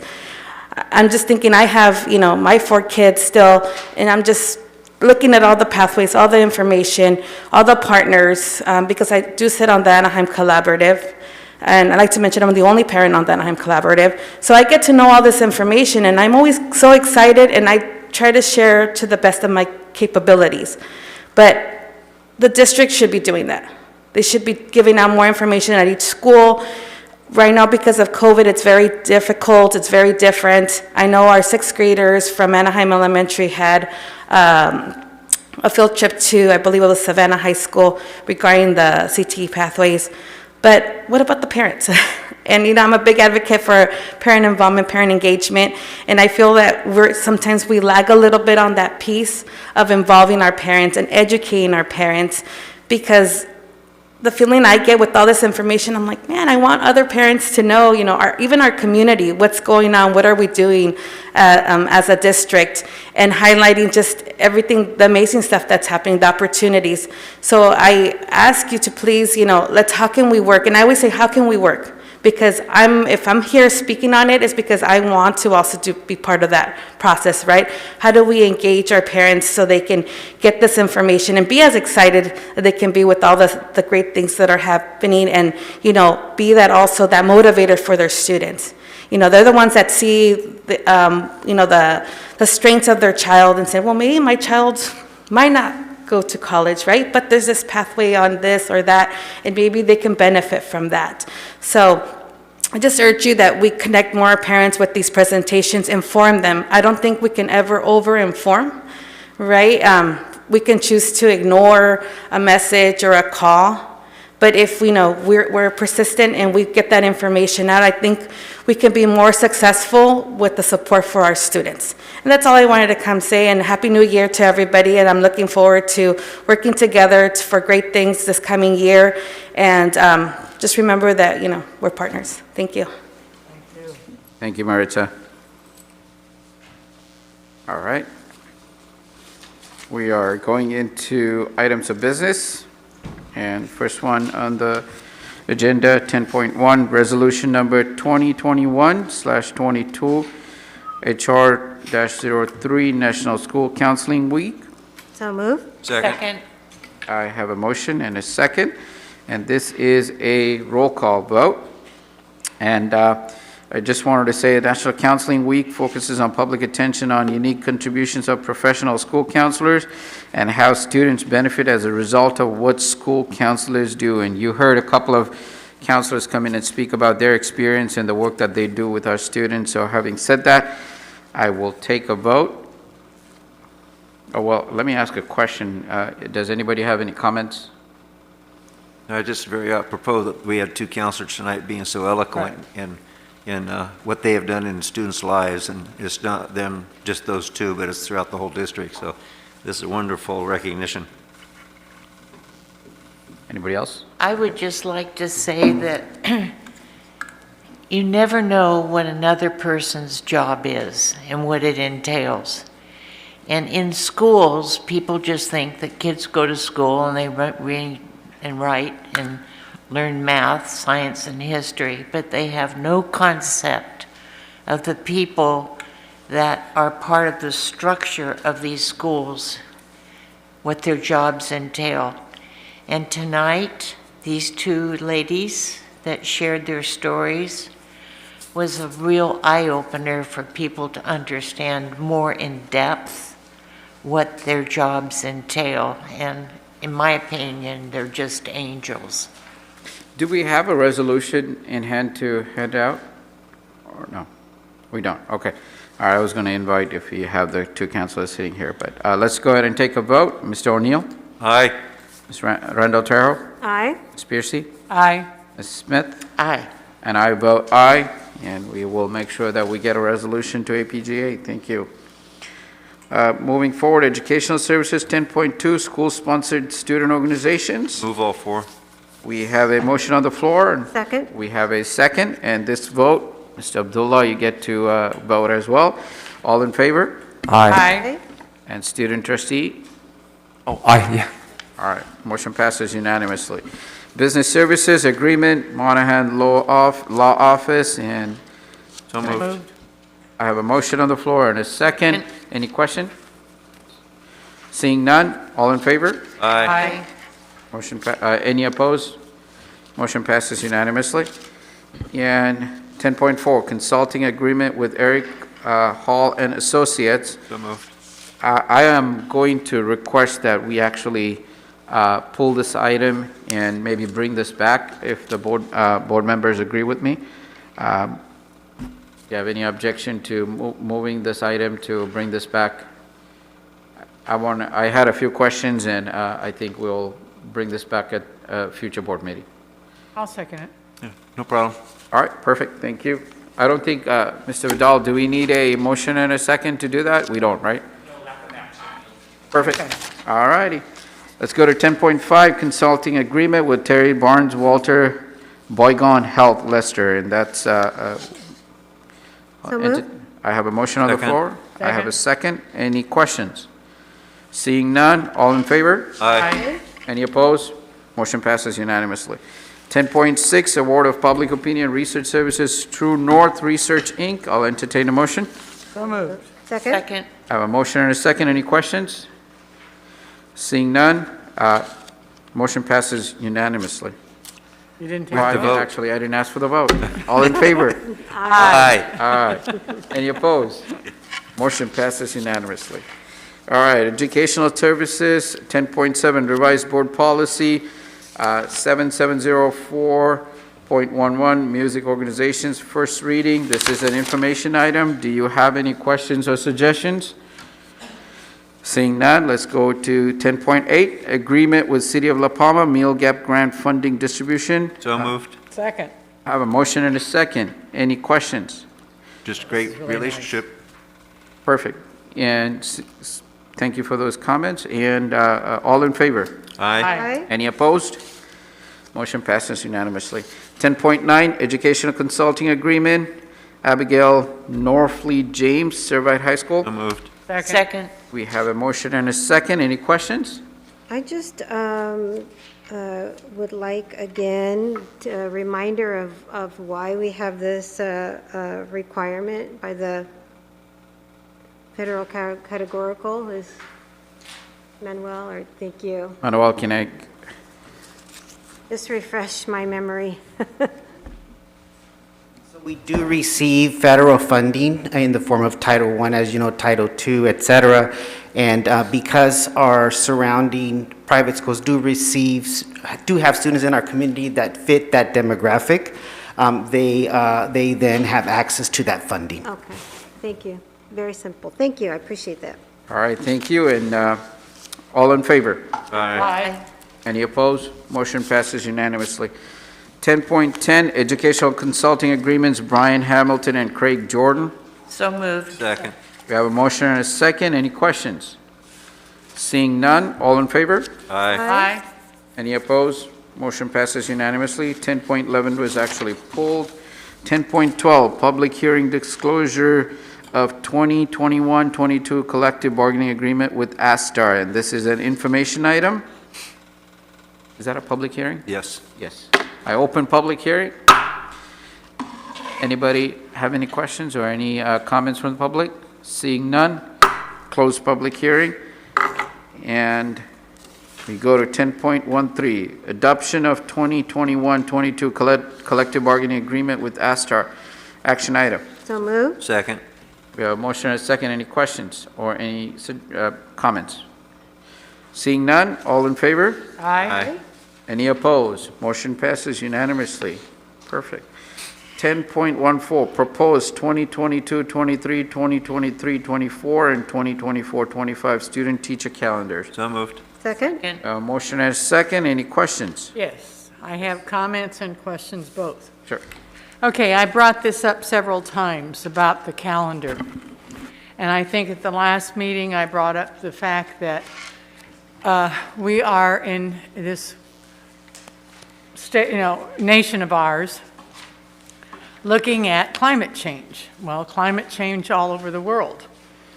And I brought up the fact that we had changed our calendar to the point where we are here in Southern California having our students start school in the hottest month, almost the hottest month of the year, second hottest, because September will often beat it. And I said, I brought up the fact that we had some of our elementary schools adjust their calendars for the same reason. Well, I find it criminal because these kids, these young elementary schools, are out in recess on blacktop in the heat of the day in the summer. And, it's not necessary. And then we hired energy manager here at the camp at the district several years ago to help bring down our energy costs. And I asked for a comparison of what we spent on energy.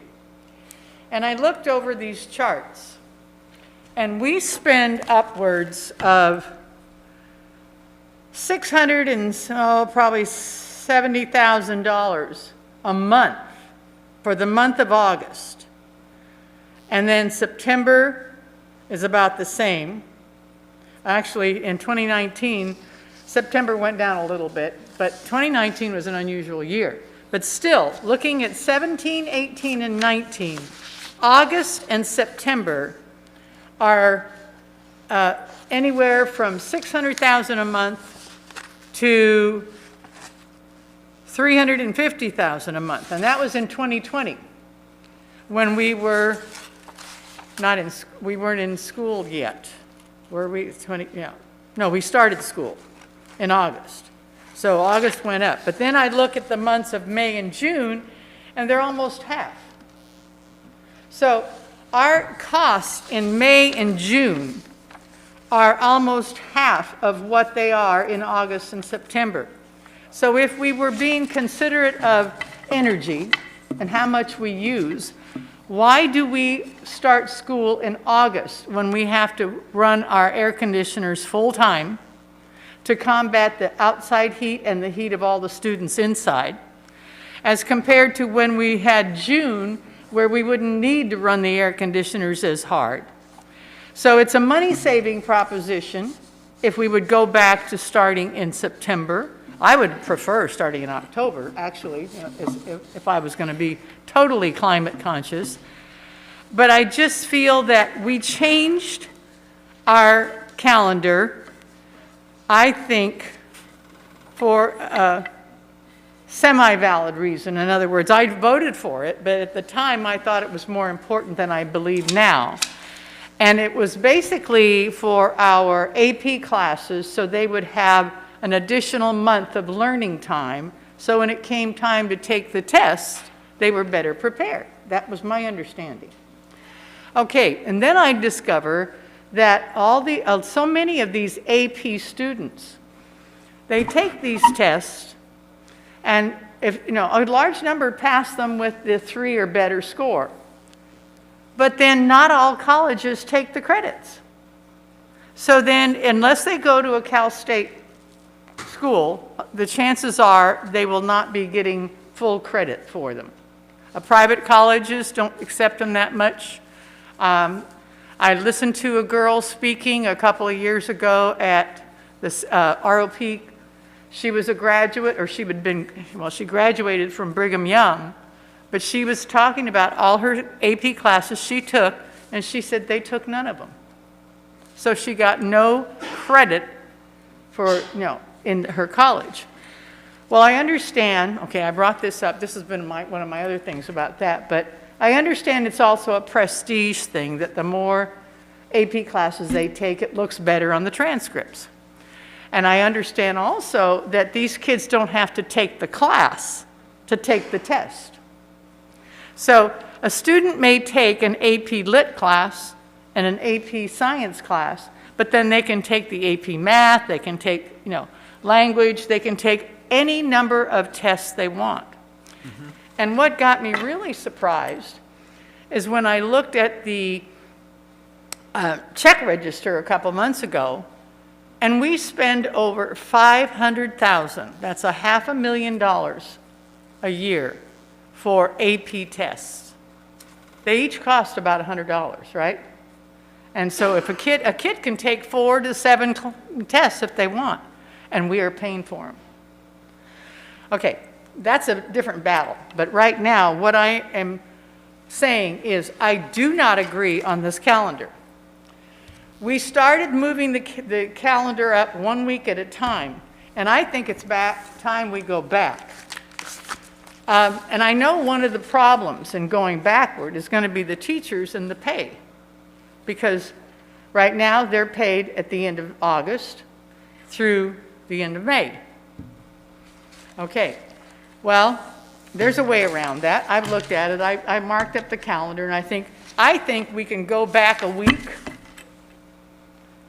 for this next year's calendar for 22, 23. We can go back a week. Don't start on the 10th, but start on the 17th. Then on 23, we could then go back 2 weeks to the 30th. So it's just 2 days before the new month of September. And then, so teachers would get paid then for September. Well, and then the year before, because we went into June, we would have in 22 into June 9th, then they could switch the pay to that instead. So they're not going to be going a whole 3 months without pay. So there's a way around it. And I want to see our bargaining team and others work on this, because to me it makes sense. Let's think about our climate here. Let's think about saving money. Let's think about, saving energy. Now, it's not water, all right, which is a big problem here in Southern California, and we need to conserve. And I've done all kinds of things to conserve my water by, the special irrigation things and low flow toilets and low flow shower heads.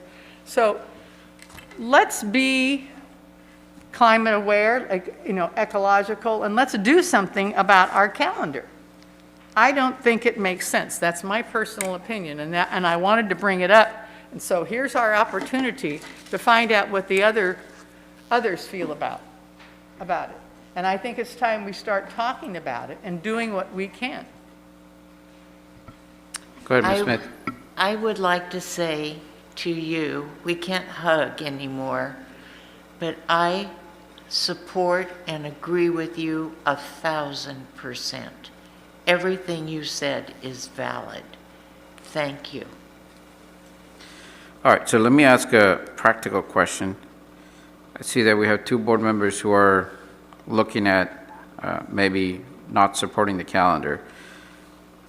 Logistically, where we are at, Brad, where are we at in terms of negotiation and going back and having a conversation? Or is this something that you would recommend go through with it and then maybe towards come back with a recommendation later on after discussing, because this is a bargaining item? Well, so the calendar, so the district and the bargaining team did engage in negotiations on these calendars and came to a tentative agreement, which is why they've come forward to the board. I would defer to the board in terms of whether or not the board wanted to take action on the calendars or make direction to provide additional information or what have you. I know that many of the factors that Ms. Piercy mentioned, that the district did consider. She mentioned some of those things. There's a lot of factors to consider, including the fact that we're also currently aligned with several of our feeder school districts. There's some instructional impacts as well, and obviously, some of the areas that Ms. Piercy brought up are valid as well. But this was what we negotiated. This was the recommendation, and I would defer to the board. So here's my concern with that, right? Because I think when we actually gave direction a few years back to have this conversation, we also had an agreement to ask our feeder school district to align with us, if I'm not mistaken. Yes. Yes. So several of them do. Do, exactly. And then for us to actually make this drastic change by not voting on it right now and then not bringing them into the table to have that discussion, well, I think will put us at put us at odd with the other district. So what I would, at least, I know that we might not get the 2 votes, but my urging is maybe we vote this in and then have, knowing that there is deferring, I mean, those are valid concerns that Ms. Piercy brings, right? To at least to have that in your mind when you go back to negotiations for the next calendars, and then have that as a pointer to discuss even with our feeder districts, so that giving them a heads up that this might be coming down the pipe and that we make sure that we're prepared for it. So I'll open it up for. Okay, can I say one more thing, Yeah. which I failed to bring up? I've already spoken, let's say, with Cypress Elementary. They are all in favor of going back. They only went to this calendar because of their families who had kids in both Cypress Elementary and Anaheim Union. Yep. So they did that. They lined up so that the parents were not having two different start times. Because at one time, I had a parent who had a kid in Lexington and in the Cypress Elementary and at Cypress College, and they all three had different vacations. So when that family wanted to take a family vacation, they had to take some kid out of, because especially like spring vacation, they had to take some kid out of school in order to go take a family vacation. Well, So right now, what I mean though, is what I should have just stopped with, is Cypress Elementary is in favor of going back. They would like to bring their calendar back.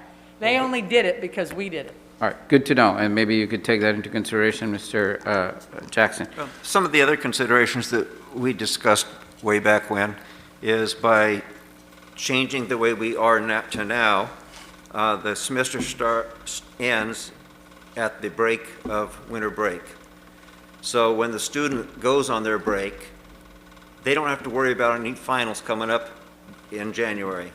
You don't have the learning loss that the students lose during those 2 weeks, and then the teacher has to, in their classroom, has to reteach to bring the student back up to where they were before they walked out the door for their winter break. So there is time lost in the classroom. The teacher doesn't have to worry about the finals. It's already behind them. They have a better winter break because they're going to start afresh when it comes after this fact. We recommended the change to all the districts, right, and they moved along with us at our desire. And I think, going back now because of whatever the reason is, I kind of question our leadership in that respect. Well, and also looking at the temperatures, yes, August and September are hot. August and and September are hot. But they've always been hot. And I'm looking at a 10-year temperature average for Anaheim. August is 89, September is 88. That's a 10-year average. A 30-year average, August is 89, the same, over a 30-year period, and September is 87. So it's gained 1 degree in September over 30 years, and it hasn't gained any in August. So it's always been hot. Right. My kids played football. They were out there sweating and putting on their jerseys and helmets and working, themselves to a lot of sweat. But it wasn't any problem with them. Okay. So, granted, but can I also add this? You talk about the learning loss, okay? Well, let's get the other side. What about the kids who, need more time to finish, something, but the end of the semester is there, Christmas is coming up, and if they had, let's say, 2 weeks to finish up something until the middle of January when the semester would end, they would have time over those 2 weeks, if they needed it, to finish up and make up things before the end of the semester. So there's two ways to look at that. In other words, because I'm thinking about those students that dragged their feet, and this is, okay. So I understand there is some learning loss, and maybe not, but then that brings up another thing about coming back in the new semester, but I won't go there. But anyway, there's many different ways to look at it, okay? But I just firmly believe that we don't need to be going to school in August, okay? Because it is one of the hotter months, okay? We added a hot month for a cool month because June is not hot. June has a much milder climate, all right? And if you could, I don't know where your calendar thing is. Do you have the numbers for June? Finish? Are you finished? what? So do you have the numbers for June? Sure. Were you finished, Bart? 10 years, June is 82, 30-year, June is 81. In June? Yep. Yeah. There you go. July is 87, Yeah, you have, July is 87, 10-year. This is Anaheim average. you have June gloom, but then it, you know, Right. goes to 80, 85 in the afternoon. Are you finished? Yeah. So I anticipated that what you had brought up, and I went back and I checked, and I found a 5-year differential in the averages. So in June 15th on 2021, it was 96 degrees. September 7th, 2020, it was 105. In October 21st, 2019, it was 98. And these are the hottest days in Anaheim when I looked it up. July 6th on 2018, it was 113. October 21st, 2017, it was 100. So, you know, that just kind of spoke to me, and someone who works in the elementary school district, you know, it could vary at any month. But as a parent of an Oxford student, Anna, that break is so greatly needed. Those kids, before we changed, they were trying to do term papers, projects, and you know, trying to drive somewhere, you know, to grandma's house and trying to read for a report to finish over your winter break. We were getting complaints, I remember. We were getting requests to change that. Teachers came, I remember students came. Another thing that, or another reason I remember we changed it is because we have students who want to go to college in the summertime. And I remember that if we were graduating in June, they were missing that deadline to go into that summer session.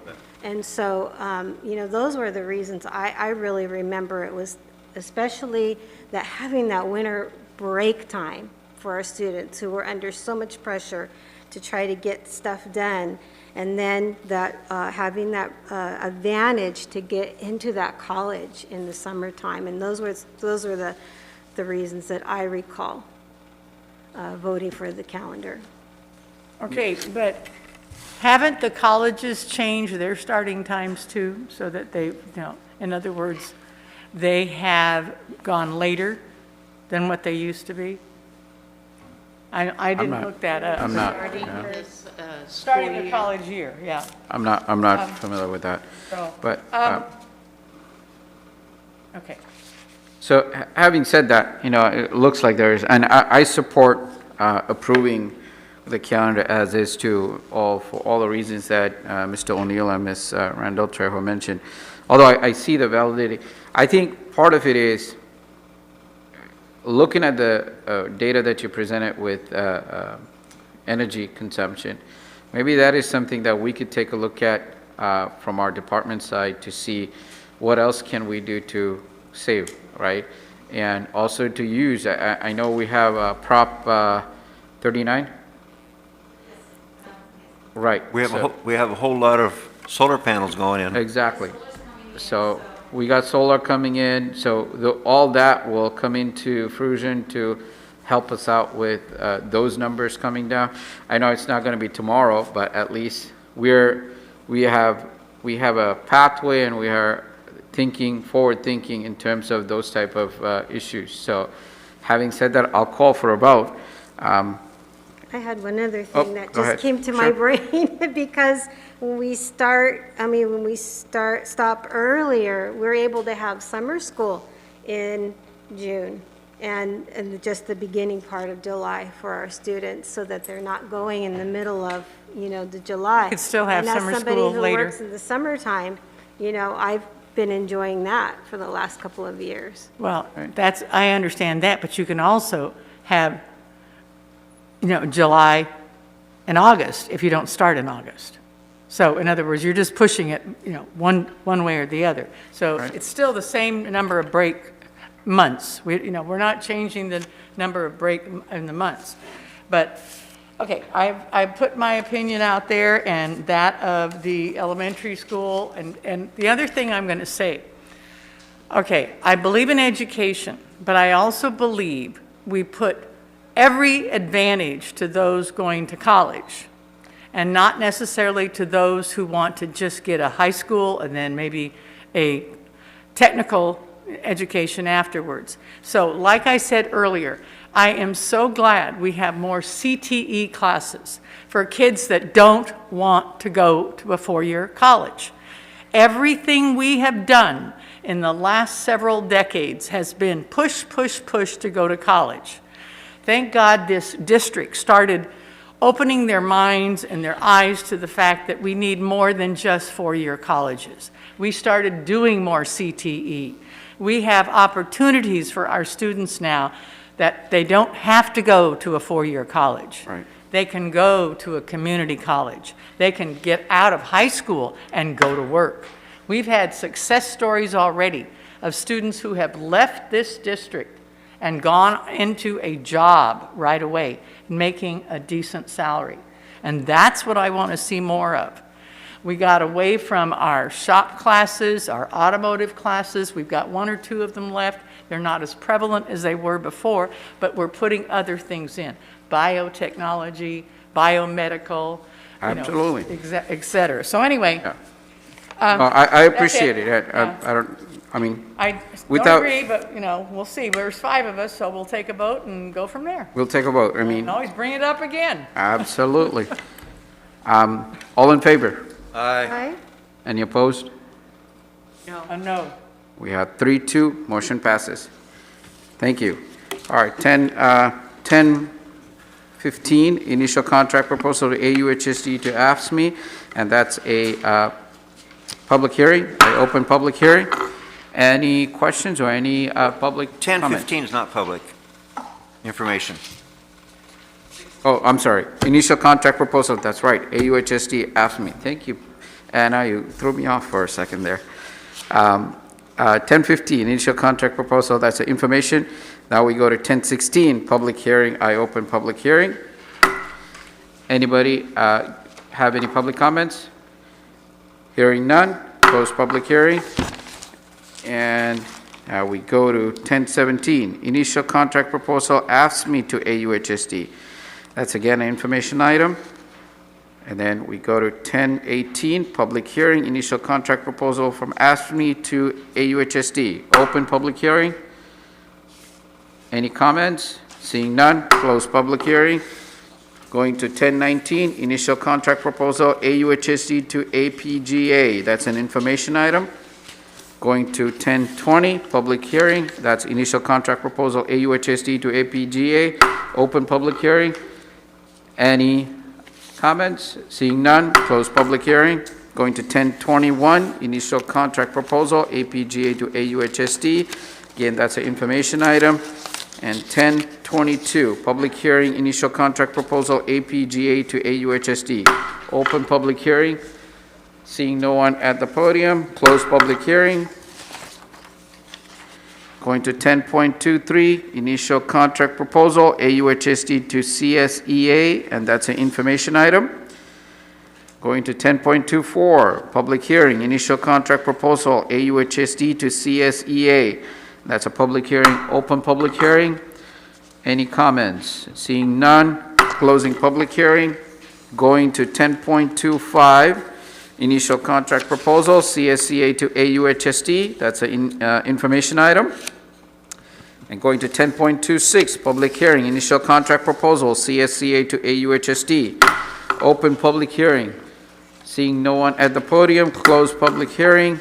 Going to 10.27, initial contract proposal, AUHSD to Mid-Managers Association, and this is a information item. Going to 10.28, public hearing, initial contract proposal, AUHSD to Mid-Managers Association. Open public hearing, seeing no one at the podium, close public hearing. Going to 10.29, initial contract proposal, MMA to AUHSD, that's an information item. Again, going to 10:30, public hearing, initial contract proposal to MMA to AUHSD. Open public hearing, seeing no one at the podium, close public hearing. Going to 10:31, 2021-22, second quarterly report, William Uniform Complaint. Second. I have a motion and a second. Any questions? Seeing none, all in favor? Aye. Any opposed? Motion passes unanimously. Superintendent's Office, 10.32, new board policy 9,000, parentheses 1313, civility, second reading. So moved. Second. We have a motion and a second. Any questions? Nope, just great Seeing none? policy. All in favor? Aye. Any opposed? Motion passes unanimously. Now we go to consent calendar. Any items to be pulled? 11.10 LL, 11.11. Anybody else? Move the balance. Yes, I have, Mr. Andoter, you have one? yes, where is it?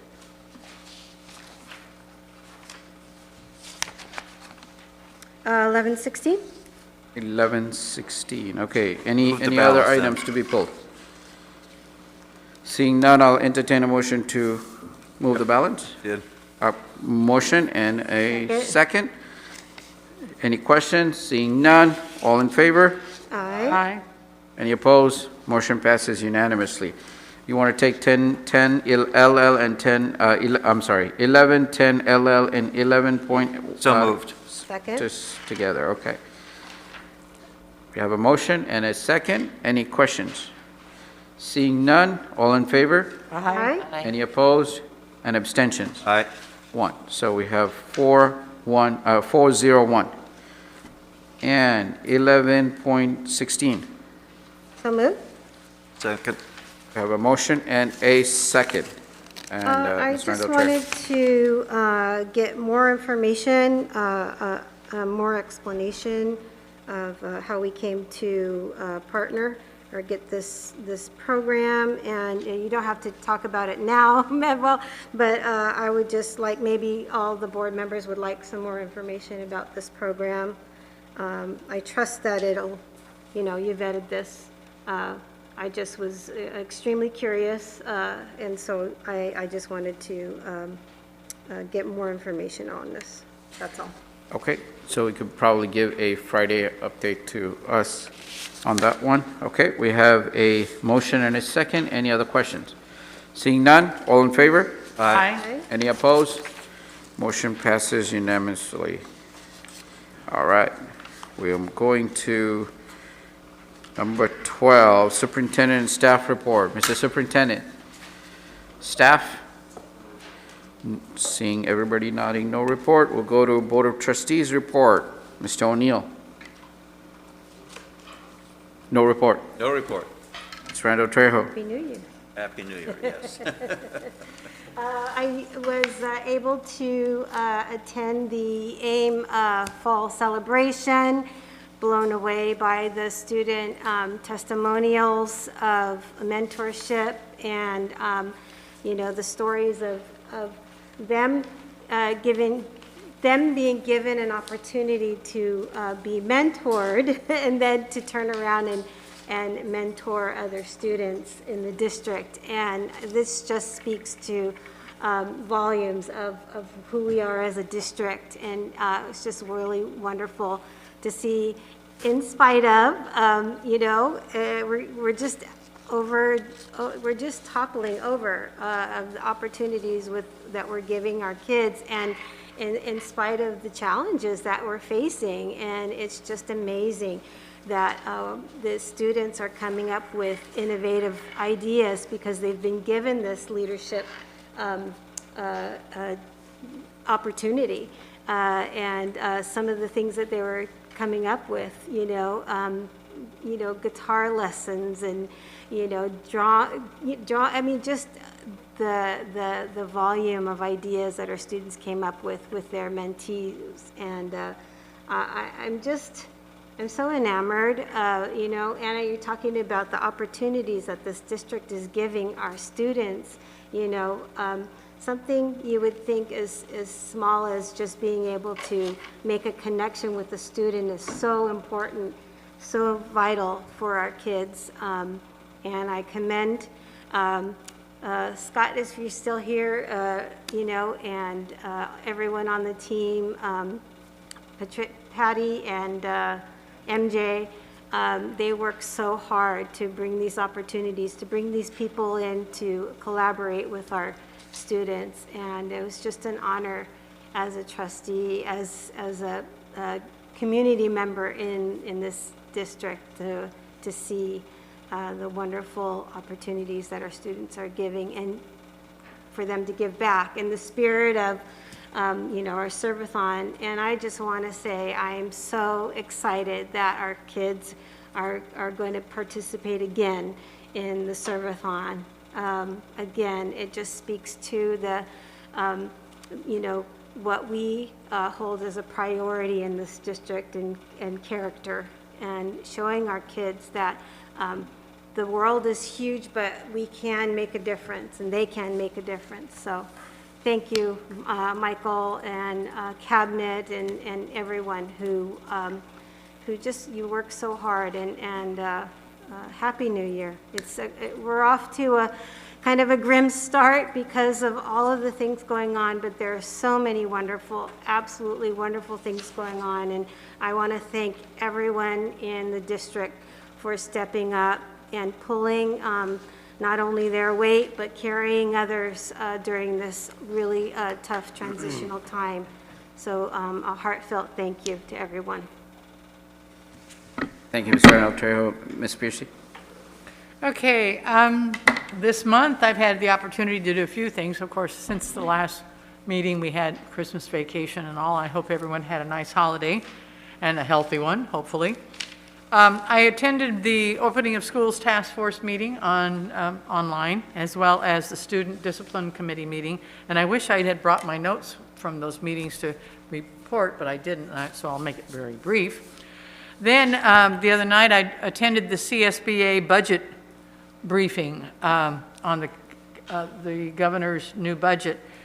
And in that seminar or Zoom meeting, they brought up some of the changes that Newsom has made as far as substitutes, trying to help the substitute situation. And I have a request, because they made the announcement that they were going to expand the number of days a substitute could work from 60 to 120. And something else, a couple of different things about subs. And I would like to know when the laws changed, because when I retired from teaching in 2005, I went straight over into September, June of 2005, and in September of 2005, I started subbing. And there was no limitation for me not to have to wait 6 months. So I want to know when that law came in. If you guys could find out, I'd appreciate it. And also, I know there was always an earnings cap. But I remember at that time, a gentleman that I worked with retired a couple years before me, and I talked to him about it, and he said, there's no way I can make that much money even if I subbed every single day.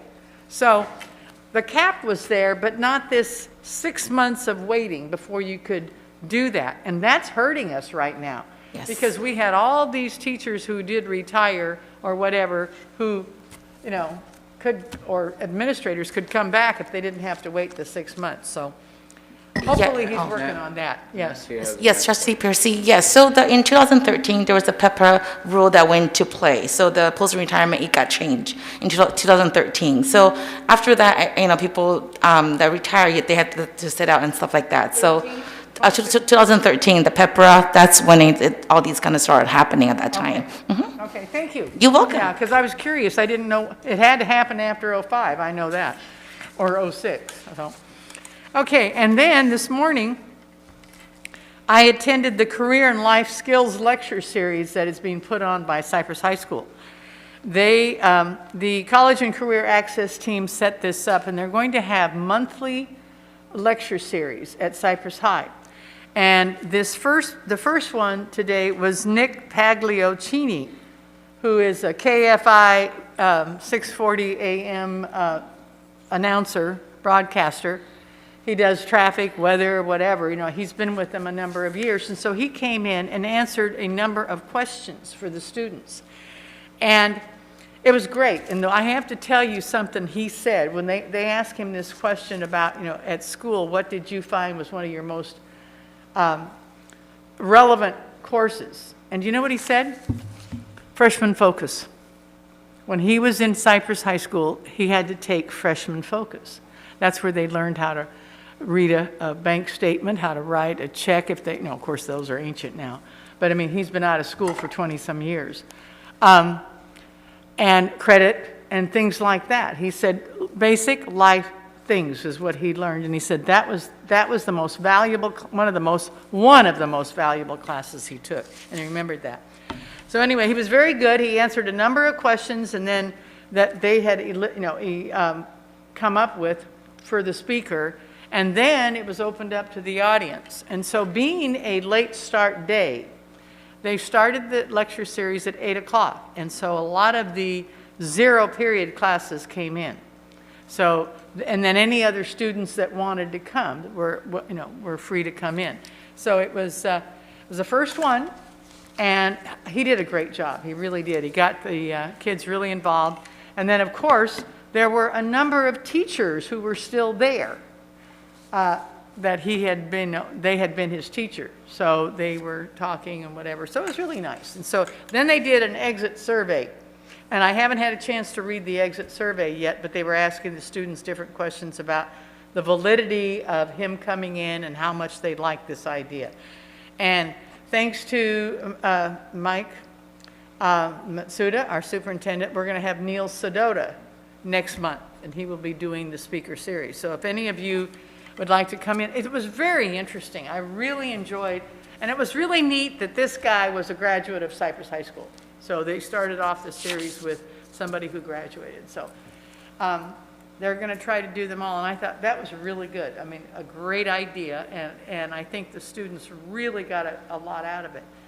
It's an opportunity to let them hear about occupations that are not the standard ones, in other words, that they know about, because there's a lot of different things. And he said, he didn't have a degree or anything when he started out. He just started out at the bottom rung, and then he felt at one point he had to go back and get some more education, so he did. But it was very well done. So, and that's the basis of what I did this month so far. All right. Thank you, Ms. Happy Piercy. New Year, everyone. Thank you, Ms. Piercy. Ms. Smith? Thank you. Well, the insurance committee was canceled, and I did listen in on the discipline committee. And lastly, I'd like to refer to the young man that spoke here this evening, because there was a comment made to me that the analogy that I used, or example I used at the last board meeting, that everybody has a story, that nobody has the same story. And I've given this some thought. When we were given the numbers of the votes by the students at the school that they did not want to change the name or the mascot, and that was the reason that I felt that it should stay. But the thought I've given to this, and I asked this young man if he was going to stay, he's not here, and I gave him my phone number. But what can this group of people do to get their story out? And I am thinking that if they could get a good-sized group of people together and formulate a committee and develop an exhibit that could be displayed at the museum on the indigenous population, I think that would be a wonderful way for people to understand and appreciate your history. A lot of people don't know my story, and my story I didn't tell in complete story. I have always been heartfelt with indigenous and Indian groups. And when I was in college at the University of Nevada in Reno, we were going through Rush. And I was at the SAE house. And as a 20-year-old, I asked the question, why do you not have Indians, Native Indians, in this fraternity? And this fellow said to me, because they can't drink. And that stuck with me. It was very, very ugly to hear. And I have seen over the years how our government has treated these groups.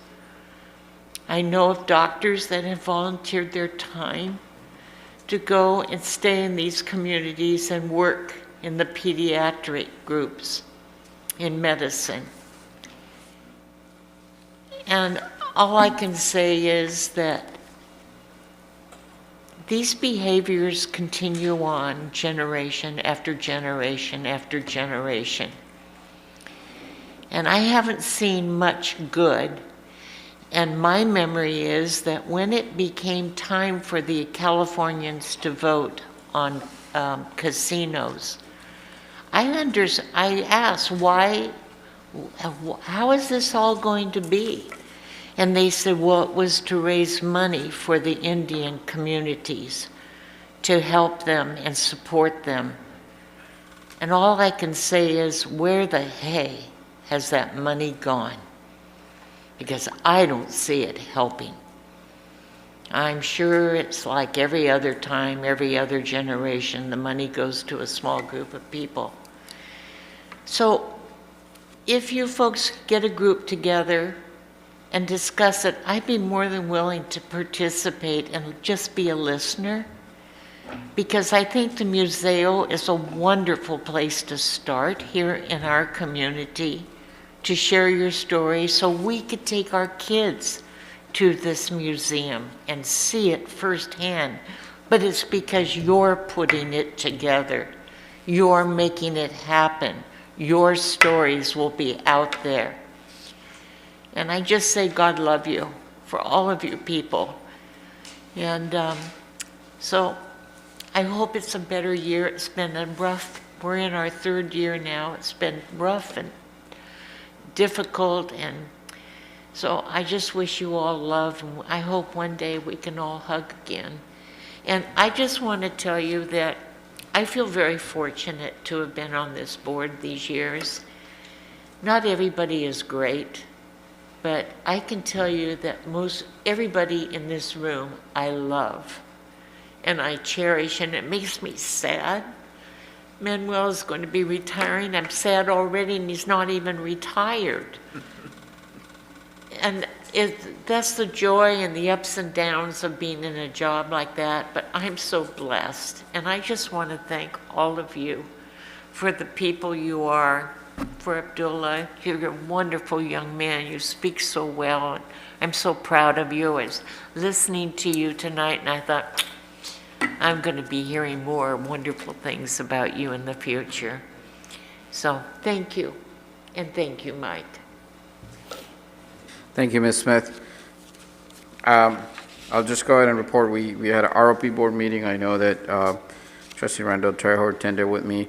And I also wanted to mention Mr. Garcia from Anaheim High School was actually featured, or not featured, he was actually participating in the Rose Parade. And I wanted to see if we could get a clip maybe, John, and put it out there on social media just to highlight him, because I think it was the band directors of I think band directors of California who actually went Band through. director's band. Yeah, and he was neat. That was he was really pretty tall enough that he got highlighted in the picture. So so I wanted to make sure that he gets highlighted too. In the Biotech video, I know Maritza is here, but I just want Mike to really emphasize the fact that, we got all these great programs. Let's engage our parents to make sure that we are talking about this in the community. I know Anaheim High School made the presentation during their parent meeting or coffee with the principal. They usually do, so I'm sure that it's going to come back again. But let's make sure that we utilize it to engage our parents. And I think that's a great idea to present it to our feeder district, Anaheim Elementary, as well, so that they know that we have some great programs. So let's make sure that that's front and center.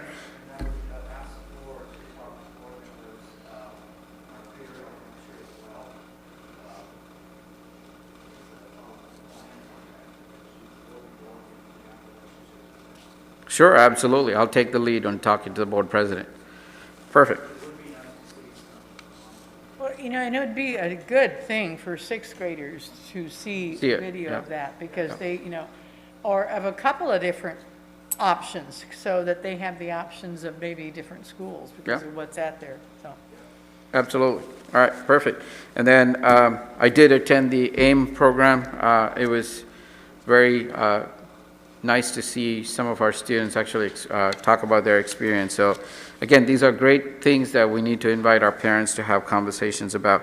And I also passed by on Sunday morning, passed by Anaheim High School to see some great work from our staff members, actually passing out our test kits so that we could get our test kits out. So I wanted to thank all our staff who are doing some valuable work helping our students. Other than that, I don't have anything. We will go next to the advanced planning. Advanced planning, we have future board meetings. Our next Board of Trustee meetings on February 3rd at 6 p.m. And 14.2, any suggested agenda items? Anne Marie. I do. So when we attended this last AEC school board convention, our students were highlighted there. And there was one student in particular at one of the general sessions who really had to fight to even get on their student trustee, as a trustee on the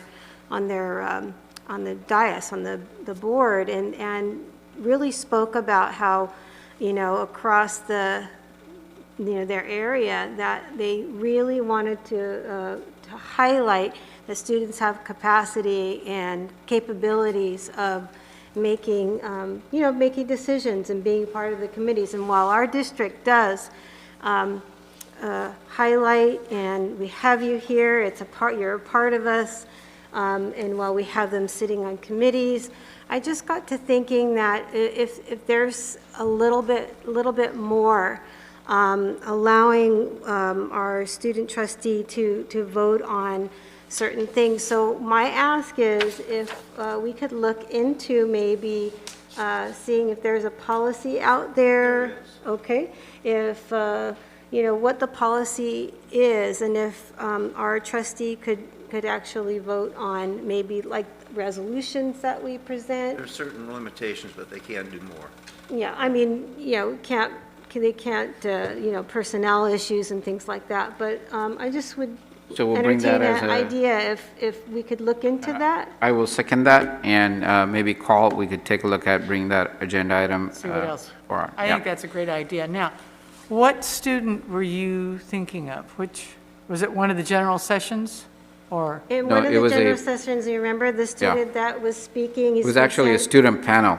The so- panel on the general session, and remember, he had to fight and advocate for Was that the one from himself? San Diego? Yes. He was a character. I had a question about that too, because the way he spoke, he was elected to the board. I didn't understand how he meant elected. So we there- elect in a small scale. There are provisions, like for example, North Orange County Community College Board, right? I was a student trustee, and I had to get elected by the student body of Cypress to represent students at the Board of Trustees. Right. So that's a election process which is already prescribed with the ASB, but I don't think we have that here. We don't have Which that. is Okay, obviously right. ours, we call them ambassadors, right? Right. So they are called student reps, and I think that's another provision. If we want to, we could take a look at, but I think Well, I that think we it's a should little more probably, yeah. difficult for us. I mean, I like our system because we give the kids the opportunity to apply for ambassador or, Right. Right. Board. So I don't think we need to change that, but I was just curious how that happened. I mean, I know the colleges do it differently, but this was high school. Yeah. So he was character. Yeah. He was really something He else. was. So, yeah, All right. okay. All right, we don't have anything else as suggested agenda items. We'll motion to, Mr. O'Neill is in a hurry to go. Move to go, adjourn. Second? And I have a second. All in favor? Aye. Aye. All right, well, Happy New Year, folks.